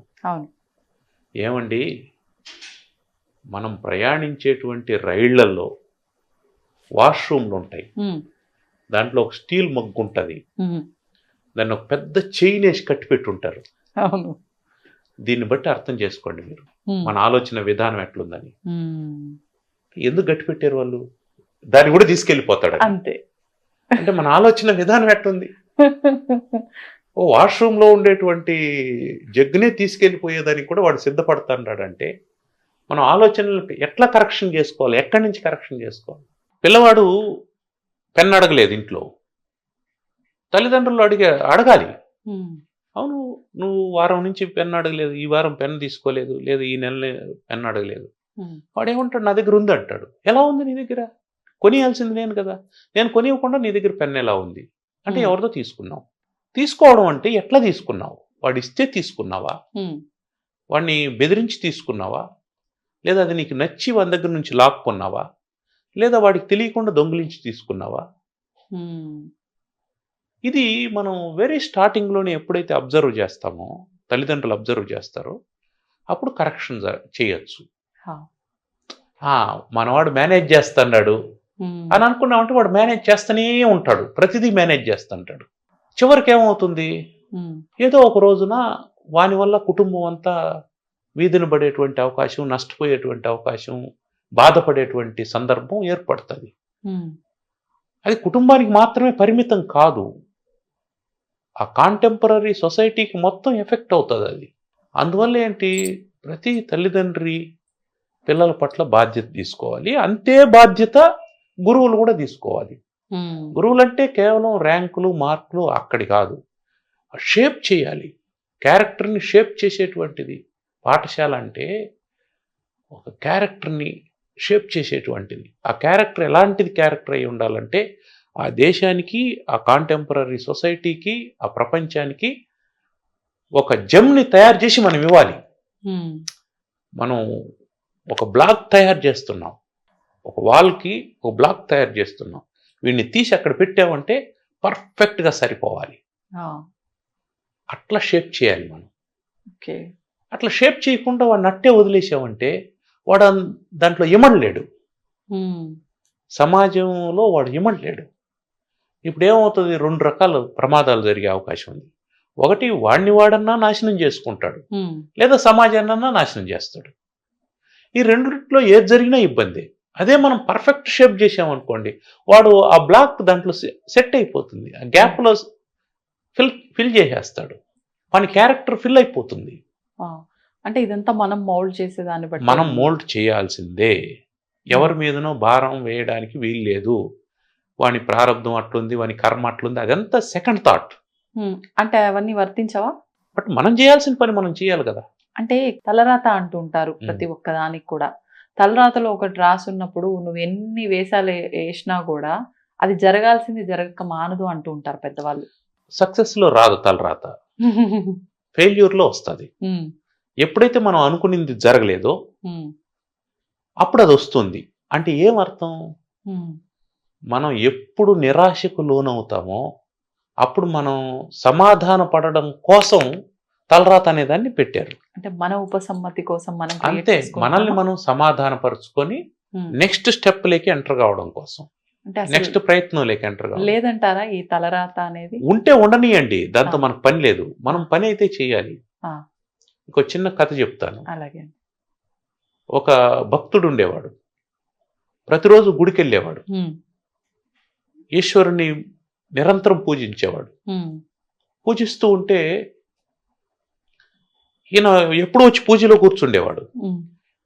ఇంట్లో భార్య పిల్లలు వాళ్ళు ఏం తినాలి, ఈయన ఎర్నింగ్ పర్సన్, ఈయన పూజలో కూర్చుంటున్నాడు. వాళ్ళ భార్య చెప్పింది, ఇంట్లో ఏమీ లేవు, నువ్వేమైనా తీసుకురావాలి. ఇతనికి కోపం వచ్చింది, పరమేశ్వరుని అడిగాడు, ఏమయ్యా నేను రోజు నీకు పూజ చేస్తున్నాను, నాకు 1 కోటి రూపాయలు లాటరీ తగిలేటట్టు నువ్వు చేసినావంటే ఇక నేను డబ్బులు వాళ్ళకి ఇచ్చేస్తాను, వాళ్ళు ప్రశాంతంగా తింటా ఉంటారు, నేను నీ పూజ చేసుకుంటా ఉంటాను కదా అని అన్నాడు. నేను ధ్యానం చేసుకుంటాను, జపం చేసుకుంటాను అని అన్నాడు. ఎలా జరుగుతుంది అది? జరగలేదు. ఓ వారం ఇట్లే జరిగింది. ఇంట్లో ఫోర్స్ ఎక్కువైంది, ప్రెజర్ ఎక్కువైంది, ఇతనికి కోపం ఎక్కువైంది. అనుకున్న కోరిక తీరకపోతే దాని తర్వాత కలిగేది కోపమే కదా. అందుకని పరమేశ్వరుని గట్టిగా అరిచాడు. దీంట్లో నుంచే దుఃఖం వస్తుంది. కోపమే ఒకానొక స్థాయిలో ఏమవుతుందంటే మన ఏమీ చేయలేనటువంటి పరిస్థితిలో మనం కోపం వచ్చి అవతల వాడిని ఏమైనా చేయగలిగితే అది అట్లాగే ఉంటుంది. అవతల వాడిని మనం ఏమీ చేయలేము, కోపం వస్తుంది అన్నప్పుడు ఏడుపు వస్తుంది, అది దుఃఖంగా మారిపోతుంది. సో పరమేశ్వరుని ఏం చేయలేవు, ఏడ్చేశాడు, ఏడుస్తూ ఉన్నాడు. పూజారి అతని బాధను చూసి తట్టుకోలేక పరమశివునితో అన్నాడు, ఏం స్వామి, ఆయన ఎంత గొప్ప భక్తుడు, ప్రతిరోజు వస్తున్నాడు, అర్చన చేస్తాడు, పూజ చేస్తాడు, అటువంటి వాడు ఏమడిగాడు నిన్ను? ఒక లాటరీ, నీ సొమ్మేమి ఇవ్వవు కదా, ఎవరి సొమ్మో కదా ఇస్తావు, అతనికి లాటరీ తగిలేటట్టు చేయొచ్చు కదా అని అడిగాడు. ఈ పూజారికి పరమేశ్వరునికి కొంత ఫ్రెండ్షిప్ ఉంది. ఆయన ఓ మాట అన్నాడు, నిజమేనయ్యా, పోనీ నువ్వు పని చెయ్యి, అతన్ని లాటరీ టికెట్ కొనమని చెప్పు అన్నాడు. అంటే మనం తలరాత అనే దాన్ని ఎలా తీసుకోవాలి? నువ్వు లాటరీ టికెట్ కూడా కొనకుండా లాటరీ కొట్టాలని ప్రయత్నం చేస్తున్నావు. అంటే ప్రయత్నమే చేయకుండా ఫలించాలని ఆశిస్తున్నావు. ఎందుకు భగవంతుడు నీకు కాళ్ళు, చేతులు, కన్ను, ముక్కు, నోరు అన్నీ ఇచ్చి, వివేకం ఇచ్చి, జ్ఞానాన్ని ఇచ్చి నిన్ను ఈ ప్రపంచంలోకి పంపిస్తే నువ్వు మళ్ళీ అన్నీ ఆయన నెత్తిన వేసేసి నేనేం చేయను, నువ్వు అన్నీ నాకు చేయాలనంటే నీకంటే పశుపక్షాదులు మేలు కదా. అవి దేని మీదైనా ఆధారపడుతున్నాయా? పక్షి ఉదయం గూడు వదిలేసిపోయి దాని ఆహారం అది తెచ్చుకుంటుంది, దాని బాధ అది పడుతుంది, దానికి జబ్బు చేస్తే దాని వైద్యం మీద అది చేసుకుంటా ఉంది. మరి నీకు ఇంత విచక్షణ ఇచ్చిన తర్వాత నువ్వు తలరాతనేసి ఎట్లా వదిలేస్తావు? మనం ఇందాక చెప్పుకున్నటువంటిదే, ఎప్పుడైతే మనం ప్రయత్నం వదిలేసామో, నెగటివ్ థాట్ వచ్చిందో అప్పుడే ఓడిపోయాం. పాజిటివ్ థాట్ వచ్చింది అంటే అవుతుందా? అవుతుంది. ఈరోజు కాకపోతే రేపు పైగా దేనికైనా ఫలితం రావడానికి ఒక టైం పీరియడ్ ఉంటుంది. అవును. ఒక వేరుశెనగ విత్తనాన్ని భూమిలో వేస్తే ఉమ్, అది కాయలు కాయడానికి, వేరుశెనగ కాయలు కాయడానికి 90 రోజులు పడుతుంది. రైతు విత్తనం వేసిన రోజు నుంచి దాన్ని లోడి చూస్తూ ఉండడు. He weights. ఉమ్, 90 రోజుల వరకు ఎదురు చూస్తాడు. ఎదురు చూసిన తర్వాత మళ్ళీ పీకుతాడు. అప్పుడు కాయలు ఉంటాయి.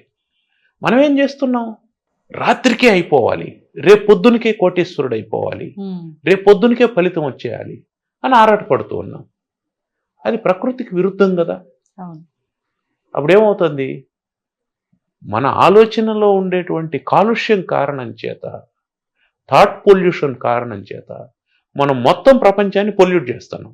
ఉమ్, సిస్టమ్నే డ్యామేజ్ చేస్తున్నాం. అవును. 90 రోజుల్లో ఫలించాల్సినటువంటి మొక్కను 90 రోజుల వరకు ఉండకుండా మధ్యలోనే లోడుతూ ఉన్నాం. ఉమ్, లోడితే చూస్తే అది ఫలించలేదు. ఇప్పుడు ఏం చేస్తాం? భగవంతుడు ఇచ్చినటువంటి తెలివితో అది ఫలించేటట్టు చేస్తున్నాం. ఉమ్, దానికి కెమికల్స్ ఏదో కలుపుతున్నాం, హార్మోన్ ఇంజెక్షన్ ఏదో చేస్తాం, అదే తయారైపోతుంది. దాంతో వ్యాపారం చేస్తున్నాం. అంటే మళ్ళీ మొదటికి వస్తున్నాం. Um, life is the bunch of thoughts. నీ ఆలోచనలే నీ జీవితం. ఏం ఆలోచన చేస్తున్నావు? ఏది సహజంగా ఎలా జరగాలో అలా జరగకుండా దాన్ని డిస్టర్బ్ చేసేటువంటి ఆలోచనలు చేస్తున్నప్పుడు మీరన్నటువంటి కృతయుగం, త్రేతాయుగం, ద్వాపరయుగం, కలియుగం, ధర్మం 4 పాదాలు, 3 పాదాలు, 2 పాదాలు, 1 పాదం, ఇవంతా కేవలం ఆలోచన విధానంలో మార్పు అంతే. ఉమ్, ఆ ఆలోచన విధానాన్ని మనం సరిచేయగలిగినామంటే మనం కృతయుగాన్ని చూడొచ్చు. ఓకే. ధర్మం 4 పాదాల్లో నడుస్తుంది. కారణం ఏమిటంటే అది మనకు సంబంధం లేదని అనుకుంటున్నాం. మన ఆలోచనలంతా ఎట్లుంటాయి? అందరూ ధర్మాత్ములుగా ఉండాలి, మనం తప్ప. అందరూ అందరూ మనకు అనుకూలంగా ఉండాలి, మనం ఎవరికి అనుకూలంగా ఉండకూడదు. కాబట్టి పరివర్తన అనేది ఎక్కడి నుంచి రావాలంటే స్వీయ పరివర్తన. ఉమ్, మన లోపల పరివర్తన మొదలు కావాలి, మన కుటుంబంలో పరివర్తన మొదలు కావాలి, మన సమాజంలో పరివర్తన మొదలు కావాలి. అది ఎప్పుడైతే జరుగుతుందో మనకు ధైర్యం రావాలి. ఏమిటా ధైర్యం అంటే, సింపుల్ ధైర్యం ఏమి రావాలంటే, రైల్లో ఉండేటువంటి వాష్రూమ్లో ఉండే ఆ స్టీల్ మగ్గుకి మనం చైన్ కట్టకుండా వదలగలగాలి. ఆ ధైర్యం మనకు వచ్చిందంటే మళ్ళీ తలరాతలు ఇవన్నీ మళ్ళీ ఆలోచన చేయొచ్చు వాటిని గురించి. ఉమ్, ఉమ్, ముందు ఇది రావాలి. ఓకే. ఇదే చేయలేం మనం. ఎందుకు? నీళ్లు తాగే చోట గ్లాసు పెడతారు, అవును. దానికి ఆ గ్లాస్ కంటే ఎక్కువ ఖరీదు పెట్టి దానికి ఒక చైన్ కట్టుంటాడు. నీళ్లు తాగినటువంటి వాడు గ్లాస్ ఎత్తుకొని పోతాడేమో అని ఎత్తుకొని పోతారు. అవును. అది ప్లాస్టిక్ గ్లాస్ అయినా ఎత్తుకొని వెళ్ళిపోతాడు. ఉంటారు. అంటే ఏమి నేర్చుకుంటాంది? What is the civilisation? మీరు అడిగినటువంటి సంస్కృతి ఏమిటి? కల్చర్ ఏమిటి? ఏమి నేర్పిస్తుంది కల్చరు? కరెక్షన్ చేయడం లేదు. అవును. సో ఎప్పుడైతే కరెక్షన్ ఆగిపోతుందో అప్పుడు కల్చర్ మెల్లమెల్లగా నాశనం అయిపోతుంది. ఉమ్, ఆ కరెక్షన్ గురించి మనం ఆలోచన చేయకుండా కేవలం ప్రాక్టీస్ మీదనే ఫోకస్ పెడుతున్నాం. మీరు దీపారాధన చేసేయండి మంచి జరిగిపోతుంది. నో, దీపారాధన చేయండి, ఉమ్, దాంతోపాటు ఇంకోటి యాడ్ చేయండి, దానికి ఇంకొక కరెక్షన్ చేయండి. ఇలా ఉంది అంటే, దానివల్ల ఇబ్బంది కలుగుతుంది అంటే ఆపండి. ఏం కాదు, కరెక్ట్ చేయండి. హా. అప్పుడు అవసరమైంది, ఇప్పుడు అవసరం లేదు, ఆపండి. ఉమ్, ఏమవుతుంది? అందువల్ల ఎప్పుడైతే ఏ సొసైటీ అయితే కరెక్షన్కి ఆమోదిస్తుందో అప్పుడు దాని కల్చర్ నిలబడుతుంది. ఉమ్, మీరు ఎప్పుడు అప్పుడు ఎట్లా ఉనిందో అట్లాగే ఇప్పుడు కూడా ఉండాలని అనుకోవద్దండి. That is wrong. అప్పుడు ఎట్లాగా ఉందో ఇప్పుడు అట్లాగే ఎందుకు ఉంటుంది? ఉమ్, ఎందుకుంటుంది? ఉండదు. ఎందుకుంటుంది? ఉమ్, అప్పుడు ప్లేగ్ వ్యాధి వచ్చి అందరూ చనిపోయారు, ఇప్పుడు కూడా ప్లేగ్ వ్యాధి వచ్చి చనిపోవాలనా? అప్పుడు మసూసి వచ్చి చనిపోయారు, ఇప్పుడు కూడా చనిపోవాలనా? ఉమ్, లేదు కదా. దాంట్లో మార్పు వచ్చింది కదా, కాబట్టి దీంట్లో కూడా మార్పు వస్తుంది. ఉమ్, సో చేంజ్ అనేది మీకు తెలియకుండానే వస్తూ ఉంటుంది. దాన్ని యాక్సెప్ట్ చేసే చేంజ్ మన లోపల రావాలి. మీరు అన్నారు ఇందాక అవును. అంతర్జ్యోతి అని. అవును. అంతర్జ్యోతి ఏంటి? Acceptance. If you accept, everything will be bliss. మీరు యాక్సెప్ట్ చేయలేదనుకోండి, every bliss will become curse. అంటే మన పైన ప్రభావం చూపిస్తున్న మంచి చెడు ఏదైనా యాక్సెప్ట్ చేయాలంటున్నారా? దేన్ని యాక్సెప్ట్ చేస్తారు మీరు సాధారణంగా? మంచిని ఎవరైనా యాక్సెప్ట్ అంతే చేస్తాం, కదా. చెడుని యాక్సెప్ట్ కరెక్ట్ చేయండి. అదే నేను చెప్తున్నది. యాక్సెప్ట్ చేయంటే బ్లైండ్ గా అన్నిటిని యాక్సెప్ట్ చేయని కాదు. కరెక్షన్ చేయాల్సినటువంటి వాటిలో మొహమాటం లేకుండా కరెక్షన్ చేయని అర్థం. కరెక్షన్ చేసి యాక్సెప్ట్ చేయాలి. ఇప్పుడు మనం బట్టల అంగడికి వెళ్తామండి. మన కామన్ సెన్స్ ఏంటి? ఎంత అద్భుతమైన డిజైన్ అయినా మన సైజే కొనుక్కుంటాం. ఇది కామన్ సెన్స్. డిజైన్ నచ్చింది కదా అని మన సైజు కొనుక్కోం. ఇప్పుడు ఎంత అద్భుతమైన డిజైన్ అయినా మన సైజు కొంచెం ఇటు అటు ఉందనుకున్నాం. ప్యాంట్ కొంచెం పొడవుగా ఉంది, మనం ఏం చేస్తాం? దాన్ని కట్ చేసి కరెక్షన్ చేసి మనం వాడుకుంటాం. సింపుల్ కదా.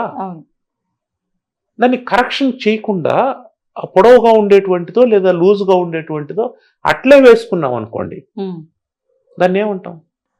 మూర్ఖత్వం కదా. అంటే చిన్న బట్టల విషయంలోనే మనం కరెక్షన్ చేసుకునేటప్పుడు, ఒక కల్చర్ విషయంలో, ఒక సివిలైజేషన్ విషయంలో మనకి ఈగో ఎందుకు అడ్డం వస్తుంది కరెక్షన్కి? అంటే మీరు చెప్పిన ఈ వస్తువులకు, వస్త్రాలకు, వీటికి రియాక్షన్ ఉండదు. మనం ఎలా వాటిని ఆల్టరేషన్ చేసినా, ఏం చేసినా, పీకి పక్కకేసినా అది మన పైన ఎఫెక్ట్ చూపియదు. కానీ పర్సన్స్, భిన్న అభిప్రాయాలు ఉన్న వ్యక్తులము ఉన్నాం కాబట్టి మనం ఆపోజిట్ వ్యక్తిలో కరెక్షన్ చేయాలని చూస్తే, మీరున్నారండి గురువు అనే రెస్పెక్ట్తో మీరేమైనా చెప్తే, అమ్మా ఇది తప్పు అంటే మార్చుకునే అంత నా దగ్గర ఉండాలి. మీరు కరెక్షన్ చేయాలంటే, మీరు రైట్ వేలో నన్ను కరెక్షన్ చేయాలని చూసినా నేను దాన్ని యాక్సెప్ట్ చేయనప్పుడు వేస్ట్ కదా. అంటే ఇక్కడే వస్తుంది కదా భేదం. మరి అంటే ఇలాంటి సందర్భాల్లో ఏం? అలాంటి సందర్భంలో ఎవరైతే కరెక్షన్ చేయాలనుకుంటున్నారో వాళ్ళకి కొంచెం నాలెడ్జ్ ఉండాలి. ఏమా నాలెడ్జ్ అంటే, కరెక్షన్ చేయకపోతే ఏం జరుగుతుందో చెప్పే నాలెడ్జ్ ఉండాలి. ఓకే. సాధారణంగా 70% అవతల వాళ్ళు ఎప్పుడు అంగీకరిస్తారంటే, 70% వాళ్ళు ఎప్పుడు అంగీకరిస్తారంటే, మనం కన్విన్స్ చేయగలగాలి. కన్విన్స్ ఇన్ ద సెన్స్ దాని యొక్క ఫర్దర్గా వచ్చేటువంటి కాన్సిక్వెన్సెస్ని మనం ఎక్స్ప్లెయిన్ చేయగలగాలి. కాన్సిక్వెన్సెస్ని మనం ఎక్స్ప్లెయిన్ చేస్తే ఖచ్చితంగా యాక్సెప్ట్ చేస్తాడు. ఇప్పుడు పిల్లవాడు ఉంటాడు, వాడు ఏదో పండ్లు తినడం లేదు, పాలు తాగడం లేదు అని అనుకుందాం. వాడిని భయపెట్టి బెదిరించి చేస్తే ఏమవుతాడంటే అప్పుడు తింటాడు, ఆ తర్వాత తిండు. అలా కాకుండా, ఇదిగో బాబు పండ్లలో ఈ విటమిన్లు ఉంటాయి, ఇది అవసరం శరీరానికి, ఇది లేకపోతే ఈ జబ్బు వస్తుంది అని మీరు ఒకసారి చెప్పి చూడండి. వాడు మెల్లగా అలవాటు చేసుకునేదని ప్రయత్నం చేస్తాడు. అంటే ఏమర్థం? We have to convince them in the positive manner. అది కన్విన్స్ చేయాలంటే ఏం చేయాలా? మనకు ఆ నాలెడ్జ్ ఉండాలా. నువ్వు ఊరికే కరెక్షన్ చేసేద్దాం అని మీద పడిపోయి నువ్వు అట్లా ఉండకూడదు, నువ్వు ఎట్లా ఉండకూడదు అని వాళ్ళకి ఆర్డర్స్ ఇస్తూ ఉంటే ఎవడో కరెక్ట్ కాడు. ఎందుకంటే ఎవడి ఈగో వాడికి ఉంటుంది. ఎందుకు యాక్సెప్ట్ చేస్తారు? మీరే అన్నారు కదా, యాక్సెప్ట్ చేయరు. యాక్సెప్ట్ చేయాలంటే ఎవడైతే కరెక్ట్ చేయాలనుకున్నాడో వాడికి సరైనటువంటి నాలెడ్జ్ ఉండాలి, సరైనటువంటి కమ్యూనికేషన్ ఉండాలి. ఈ నాలెడ్జ్ అండ్ కమ్యూనికేషన్తో అవతల వాడిని కన్విన్స్ చేయాలి. వన్స్ మనం కన్విన్స్ చేసామనుకోండి, ఆ తర్వాత ఏమవుతుందంటే ఒక జనరేషన్ మారిపోతుంది, ఇబ్బంది ఉండదు. అలా లేకపోతే మనం ఫెయిల్ అయిపోయినట్టు. ఇప్పుడు ఈ ఘర్షణ ఎప్పుడు ఉండేదే, ఎప్పుడు 2 జనరేషన్స్ మధ్యన ఘర్షణ ఉంటుంది. ప్రతి జనరేషన్లోనూ ఇప్పుడు మా జనరేషన్ని మా పెద్దవాళ్ళు చూసినారంటే ఏమంటారు? వీళ్ళు చెడిపోయారా అంటారు. మేమేమంటాం? మా తర్వాత జనరేషన్ చెడిపోయారంటారు. ఎవ్వరూ చెడిపోలేదు. నేను యాక్సెప్ట్ చేయడం లేదు ఆ మార్పుని. నాలో వచ్చిన మార్పుని నా ముందు తరం యాక్సెప్ట్ చేయలేదు. ఇక్కడ జరగాల్సింది ఏంటంటే, నేను నా తర్వాత తరం చెడిపోయిందని కంప్లైంట్ చేయడం కాదు కావాల్సింది. ఒకవేళ చెడిపోయిందని అనిపిస్తే ఎక్కడెక్కడ చెడిపోయింది, ఏ ఏరియాలో చెడిపోయిందని I have to make notes. ఎందుకు చెడిపోయింది, ఒకవేళ చెడిపోయింది అంటే వాళ్ళ ఆర్గ్యుమెంట్ ఏంటి అని నేను వినాలి, వాళ్ళ వ్యూ ఏంటో నేను వినాలి. విని వాళ్ళు ఎందుకు చేస్తున్నారు లేదా ఎందుకు చేయడం లేదు అది నేను విని, చేయడం వల్ల వచ్చే ప్రయోజనాలు ఏంటి, ఆపేయడం వల్ల వచ్చేటువంటి ప్రయోజనాలు ఏంటి అనేది నేను ఎక్స్ప్లెయిన్ చేయగలిగినానంటే I will be the best communicator to the next generation. అవును. మనం ఆ కమ్యూనికేషన్లో మనం ఫెయిల్ అయిపోయి మనం ఏం చేస్తున్నాం, జస్ట్ బ్లైండ్గా వాళ్ళ మీద నింద వేసేస్తున్నాం. ఆ జనరేషన్ చెడిపోయింది, స్పాయిల్డ్ అనేసి అని అంటున్నాం. ఆ స్పాయిల్ అయిపోవడానికి కారణం ఏమిటి, మనమే కదా. నువ్వు కదా గైడ్ చేయాల్సిన వాడివి. నీ తర్వాత జనరేషన్ పాడైపోయింది అంటే శిక్ష ఎవరికి వేయాలి, ముందు జనరేషన్కి వేయాలి. ఎందుకని, నువ్వు గైడ్ చేయలేదు, నువ్వు గైడ్ చేయాలి కదా. వాడు నా మాట వినలేదు, ఎందుకు వింటాడు, ఎందుకు వినాలి, వినేటట్టు నువ్వు చెప్పాలి. వినేటట్టు చెప్పాలంటే నీకు కమ్యూనికేషన్స్ రావాలి, నీకు జ్ఞానం ఉండాలి. ఏంటండి భలే చెప్తారా, ఏమన్నా అంగట్లో దొరికే వస్తువులా? అంటే నా దగ్గర ఉంది చెప్పాలన్నంత నాలెడ్జ్, ఇప్పుడు నువ్వు తప్పు చేస్తున్నావు నేను చెప్పాలి, కన్వే చేయడం నాకు రావట్లేదు, ఎక్కడెళ్ళి కొనుక్కుంటే దొరుకుతుంది, నేర్చుకోండి. ఎలా ఎలా నేర్చుకోండి. అదే ఏ విధంగా ఎవరు కమ్యూనికేట్ చేయగలరో వాళ్ళ దగ్గరికి వెళ్ళి నేర్చుకోండి, అంతే. ఏదైనా నేర్చుకోవడమే కదా. మనం మొదటే అనుకున్నాం, భగవంతుడు అందరికీ ఒక ఇన్వెస్ట్మెంట్ ఇచ్చాడు. ఆ ఇన్వెస్ట్మెంట్ ని దట్ ఈస్ కాల్డ్ టైం. దాన్ని ఇప్పుడు నాలెడ్జ్ కోసం వాడారు, నాలెడ్జ్ మీకు వచ్చింది. ఇప్పుడు ఆ నాలెడ్జ్ ని ఎలా కన్వే చేయాలనో తెలియడం లేదు. కాబట్టి ఇప్పుడు కమ్యూనికేషన్ కోసం ఆ టైం పెట్టండి. ఎలా చెప్తే, ఏ భాషలో చెప్తే. నేను ఇక్కడ కూర్చొని మీరు అడిగినటువంటి ప్రశ్నలకు నాకు తెలిసినటువంటి గ్రాంధిక భాషలో చెప్పాను అనుకోండి, మీకు అర్థం కాదు, ప్రేక్షకులకు అసలు అర్థం కాదు, స్కిప్ చేసి వెళ్ళిపోతారు. నేనేం చేయాలా, వాళ్ళ భాషలో చెప్పాలి. నేను చెప్పాలనుకున్నటువంటి విషయం మొదట వాళ్ళ భాషలో చెప్పాలి. నేను తమిళ వీడియోలు చూడను కదండి, కన్నడ వీడియోలు చూడను కదా. అద్భుతమైన విషయం చెప్పుండొచ్చు, నాకు ఎట్లా కన్వే అవుతుంది, అది నా భాషలో చెప్పాలి. సో పెద్దవాడికి పిల్లవాడికి ఇక్కడ భాష అంటే అర్థం ఏంటంటే అక్షరాలు పదాలు అవి కాదు, మరి వాడి ఆత్మను తాకేటువంటిది, అది భాష. కమ్యూనికేషన్ అనేది కేవలం మాటలతో వస్తుందని అనుకోకూడదు. మనం కూర్చుండేటువంటి విధానం, నిల్చుండేటువంటి విధానం, మనం ఆచరించేటువంటిది ఇదంతా కమ్యూనికేషనే. మా నాన్న ఎప్పుడు సూర్యోదయం తర్వాత నిద్రలేసింది నేను చూడలేదు. ఇప్పుడు కొడుకు ఏం చేస్తాడు, అదే పాటిస్తాడు. ఇప్పుడు కమ్యూనికేషన్ ఏముందాడా, ఆయన మాత్రం 7 గంటలకు నిద్రలేసి వాకింగ్ వెళ్ళిపోయి వాడు 5:30కు నిద్ర లేదని అంటే ఎట్టలేస్తాడు. సో ఇక్కడ కమ్యూనికేషన్ ఏంటి, ఇక్కడ లాంగ్వేజ్ అవసరమా, లేదు, అవసరం లేదు. ఆచరణ. ఇప్పుడు నేను తింటూ ఉన్నాను, నేను తినేటప్పుడు అన్నం కింద రాలకుండా తిన్నాను,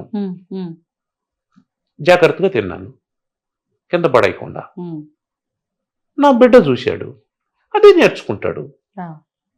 నా పళ్ళెం చుట్టూ అన్నం మెతుకులు పడి అవి నా మీద కూడా పడి అట్లా ఉందనుకోండి, వాడిని నేను అవంతా పడకుండా తిను అని ఎట్లా చెప్పగలుగుతాను? అవి it is possible. So communication అంటే మనం ఏమనుకుంటున్నాం అంటే నాట్ వర్బల్ కమ్యూనికేషన్, అదొక్కటే కాదు. భాష అంటే శరీరానికి సంబంధించింది, మన ఆచరణకు సంబంధించింది, అన్ని కలిపి లాంగ్వేజ్ అవుతుంది. అన్ని కలిపి లాంగ్వేజ్ అవుతుంది. కాబట్టి మనం ప్రాక్టీస్ అనేది మొదలు పెట్టామంటే మన తర్వాత తరం అనుకుంటుంది. మనం క్యూలో వెళ్తున్నామండి, మీరు దర్శనానికి వెళ్ళారు, క్యూలో వెళ్తున్నాం, ఎవరంతకు వాళ్ళు మాట్లాడుకుంటూ ఉన్నారు. ఒకరు వ్యాపారం గురించి మాట్లాడుతుంటారు, ఇంకొకరు ఇంకేదో మాట్లాడుతుంటారు, ఇంకొకరు క్యూ లైన్ గురించి మాట్లాడుతుంటారు, ఇంకొకరు టికెట్ల గురించి మాట్లాడుతుంటారు, ఏదో మాట్లాడుతూ ఉంటారు. ఇప్పుడు మీరు బిగ్గరగా గోవిందా అనండి, అందరూ అంటారు. అన్ని ఆపేసి గోవిందా అన్నారా లేదా? ఇప్పుడు గోవిందా అని వాళ్ళు ఇంతసేపు ఎందుకు అనలేదు? ఆలోచన రాలేదేమో, మీరు స్టార్ట్ చేయలేదు కదా. ఇక్కడ తప్పు మనది, స్టార్ట్ అంతే కదా. మీరు స్టార్ట్ చేయకుండా వాళ్ళు ఏందండి క్యూ లైన్ లో కూడా బిజినెస్ గురించి మాట్లాడుకుంటున్నారు. దేవుని దగ్గరకు వచ్చినప్పుడు కూడా ఈ క్యూ లైన్ లైనా దేవుని గురించి ఆలోచన చేయొచ్చు కదా, దేవుని నామాన్ని చెప్పచ్చు కదా. అంటే వాళ్ళు చెప్పలేదని మీరు ఎందుకు కంప్లైంట్ చేస్తుంటారు? మీరు చెప్తే కదా వాళ్ళు చెప్తారు. ఉమ్, ఇప్పుడు మీరు గోవిందా గోవిందా అంటా పదండి, వాళ్ళు కూడా మీతో పాటు గోవిందా గోవిందా అంటారు. ఉమ్, 2 సార్లు వాళ్ళు మిమ్మల్ని స్కిప్ చేస్తారు, మిమ్మల్ని పట్టించుకోరు, వాళ్ళ మాటలు వాళ్ళు మాట్లాడుతుంటారు. 3వసారి దారిలోకి వస్తారు ఆటోమేటిక్. వచ్చేస్తుంది. సో మనమేమీ చేయకుండా లోకం అంతా మారిపోవాలి, అంత పాజిటివ్గా మారిపోవాలంటే కుదరదు. ముందు మనం పాజిటివ్గా మారాలి.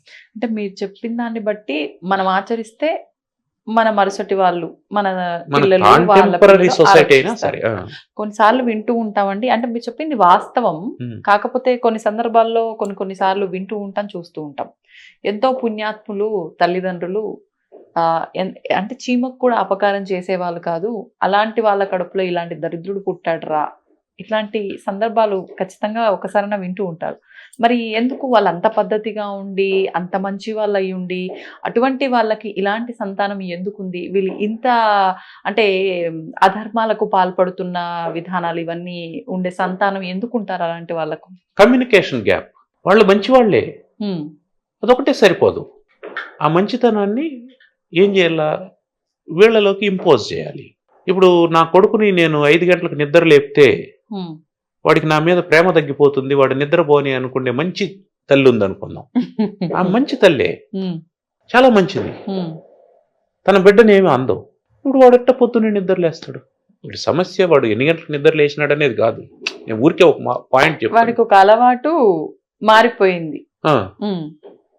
ఇప్పుడు ఏం లేదు, 5 గంటలకు నిద్ర లేవడానికి 6 గంటలకు నిద్ర లేవడానికి పెద్ద తేడా ఏముండదు. 1 గంట ఆయుష్ పెరుగుతుంది ముందు లేస్తే, అంతే కదండి. మీకు డే టైం ఎంత అనుకుంటున్నారు? 12 గంటలు. ఎప్పుడు వరకు పని చేస్తే? 6 నుంచి 6 వరకు పని చేస్తే. మీరు 9 గంటలకు నిద్ర లేచి 10 గంటలకు రెడీ అయ్యి 10 గంటలకు వర్క్ స్టార్ట్ చేశారనుకోండి, అప్పుడు మీకు వర్కింగ్ అవర్స్ ఎన్ని వస్తాయి? మళ్ళా 10, 4 అవర్స్ తగ్గిపోతాయి కదా. మీరు 6 వరకు చేస్తే 10 to 6 చేస్తే 8 గంటలే కదా వస్తాయి. మీరు 6 గంటలకే పని చేయడం స్టార్ట్ చేస్తే ఇంకో 4 గంటలు కలిసి వస్తాయి కదా. అంటే ఏమర్థం? మీరు చేయాల్సిన పని మిగిలిపోయిందనా? మీరు చేయాల్సిన పని 4 గంటల ముందుగా అయిపోతా ఉంది దీని అర్థం. ఓహో, అంటే ఆయుష్తో క్యాలిక్యులేట్ చేస్తారు. ఇప్పుడు you can extend your life, you can extend your work. మీరు చేయాల్సిన పని త్వరగా చేసేసినారంటే కొత్త పని టేకప్ చేయొచ్చు, కొత్త ప్రాజెక్ట్ చేయొచ్చు. మీరు ఇచ్చిన పన్నే ఏళ్ల తరబడి చేసుకుంటూ ఉంటే మీరు పడుకొని తినేసి హాయిగా నిద్రపోతూ విశ్రాంతి తీసుకుంటూ రోజుకు 3 గంటలు పని చేసినారనుకోండి, 30 గంటలు వర్క్ చేయడానికి 10 రోజులు పడుతుంది. క్యాలిక్యులేషనే. ఇప్పుడు మీ జీవితకాలంలో ఎన్ని చేస్తారు? ఇట్లాంటివి తగ్గిపోతాయి. మీరు ఆయుష్ అంటే రోజులు లెక్కేద్దండి. ఆయుష్ అంటే పుట్టినప్పటి నుంచి చచ్చేంత వరకు మన ప్రొడక్షన్ ఏందో అదే ఆయుష్. The productivity is the life. Productivity లేకపోతే దాని లైఫ్ అని ఎందుకంటాం? సో ప్రొడక్టివిటీని మనం ఇంప్రూవ్ చేయాలంటే ఏం చేయాలా? ప్రొడక్టివిటీకి ఇన్వెస్ట్మెంట్ ఏంది? టైం. ఆ టైం మనం ఎట్లా మిగలబెట్టుకోగలుగుతాం? సౌండ్ స్లీప్ అన్నీ వదిలేసి 9:30కో 10కో పడుకొని చక్కగా 5కి లేచామనుకోండి, సరిపోయిన శరీరానికి. ఒక అరగంట సిద్ధమయ్యాం, గంట సిద్ధమయ్యాం, వ్యాయామం చేసాం, స్నానం చేసాం, ఆరోగ్యాన్ని జాగ్రత్తగా చూసుకున్నాం, 6కే మనం వర్క్ స్టార్ట్ చేసాం అనుకోండి, ఆఫీస్ 10కి కదండి అండ్ 2 గంటలు చదువుకోండి, మీ జ్ఞానాన్ని పెంపొందింపజేసుకోండి. 2 గంటలు మీరు 2 గంటల్లో ఒక అరగంట మెడిటేషన్ చేసుకోండి, మీ మనసును ప్రశాంతం చేసుకోండి, మీ మెటబాలిజాన్ని బాగు చేసుకోండి. ఇవన్నీ మీకు ఉపయోగపడేటువంటివి కదా. మీ టైంని మీరు ఏం చేస్తున్నారు? అప్పుడు ఇన్వెస్ట్ చేస్తున్నారు. మీరు ఒకవేళ రోజుకు ఒక 20 నిమిషాలు ఎక్సర్సైజులు చేయకుండా ఆ కాలాన్ని వదిలేసినారని అనుకుందాం. రేపు లైఫ్ స్టైల్కి సంబంధించినటువంటి ఒక వ్యాధి వచ్చింది అనుకుందాం. ఇప్పుడు ఈ 20 నిమిషాల వాల్యూ ఎంత తెలుసా మీకు? మీరు దానికి ఖర్చు పెట్టేటువంటి లక్షలంతా ఈ 20 నిమిషాల వాల్యూ కదా. సో మనం లెక్కలు వేసుకొని బ్రతకాలి. క్యాలిక్యులేటెడ్గా ఉండాలి, క్యాలిక్యులేటెడ్గానే ఉండాలి. అంటే సమయానికి సంబంధించి కూడా డబ్బు కూడా క్యాలిక్యులేషనే. డబ్బు అనేది క్యాలిక్యులేషన్ కదా. డబ్బు అంటే ఏమనుకుంటున్నారు? Investment, income. ఏం ఇన్వెస్ట్ చేస్తారు? టైం ఇన్వెస్ట్ చేస్తారు. బేసిక్గా అందరూ ఇన్వెస్ట్ చేసేది టైం. ఆ టైంతో పాటు ఏం యాడ్ చేస్తారు? నాలెడ్జ్ యాడ్ చేస్తారు, లేదా శ్రమను యాడ్ చేస్తారు, ఫిజికల్ వర్క్ని యాడ్ చేస్తారు. ఇంతకు మించి ఏముండే ఇన్వెస్ట్ చేయడానికి? సో అది డబ్బు వస్తుంది. ఇప్పుడు క్యాలిక్యులేషన్ ఏమిటి? Investment employees income. కాబట్టి డబ్బు అయినా అంతే, ఆరోగ్యమైనా అంతే, జ్ఞానమైనా అంతే. ఇన్వెస్ట్మెంటే. విత్తనం వేయకుండా పంట రాదు. వేసేటప్పుడే జాగ్రత్తగా విత్తనాలు వేయాలి. వేప విత్తనాలు వేసి మామిడి పళ్ళు కావాలంటే కుదరదు. అంతే. మనం వేప విత్తనాలు వేసి మనం కంప్లైంట్ చేయకూడదు, కాయలు చేదుగా ఉన్నాయని. అదేమవుతుంది? మన అమాయకత్వం అవుతుంది, లేదా మూర్ఖత్వం అవుతుంది. సో మనం విత్తనాలు వేసేటప్పుడే సెలెక్ట్. అందుకే మనం ఏం చెప్పినాం? ఆలోచనలు వస్తూ ఉంటాయి, వాటిని మనం సెలెక్ట్ చేసుకునే దాంట్లో మన వివేకం ఆధారపడి ఉంటుంది అని చెప్పి అనుకున్నాం. కాబట్టి bunch of thoughts is life అనడంలో ఇదే ఇన్నర్ మీనింగ్. ఇదండి విషయాలు. అద్భుతం గురుగారు, నిజంగా చాలా మంచి విషయాలు, చాలా చక్కగా అందరికీ అర్థమయ్యే పద్ధతిలో వివరించారు. సంతోషం. మళ్ళీ కలుద్దాం. తప్పకుండా మీకు, కలుద్దాం. మీ ఛానల్కి, ప్రేక్షకులకి అందరికీ కృతజ్ఞతలు. ధన్యవాదాలు. And for more videos, Please subscribe to iDream. Please subscribe to iDream. Please subscribe iDream. And please subscribe to iDream. For more videos, subscribe to iDream.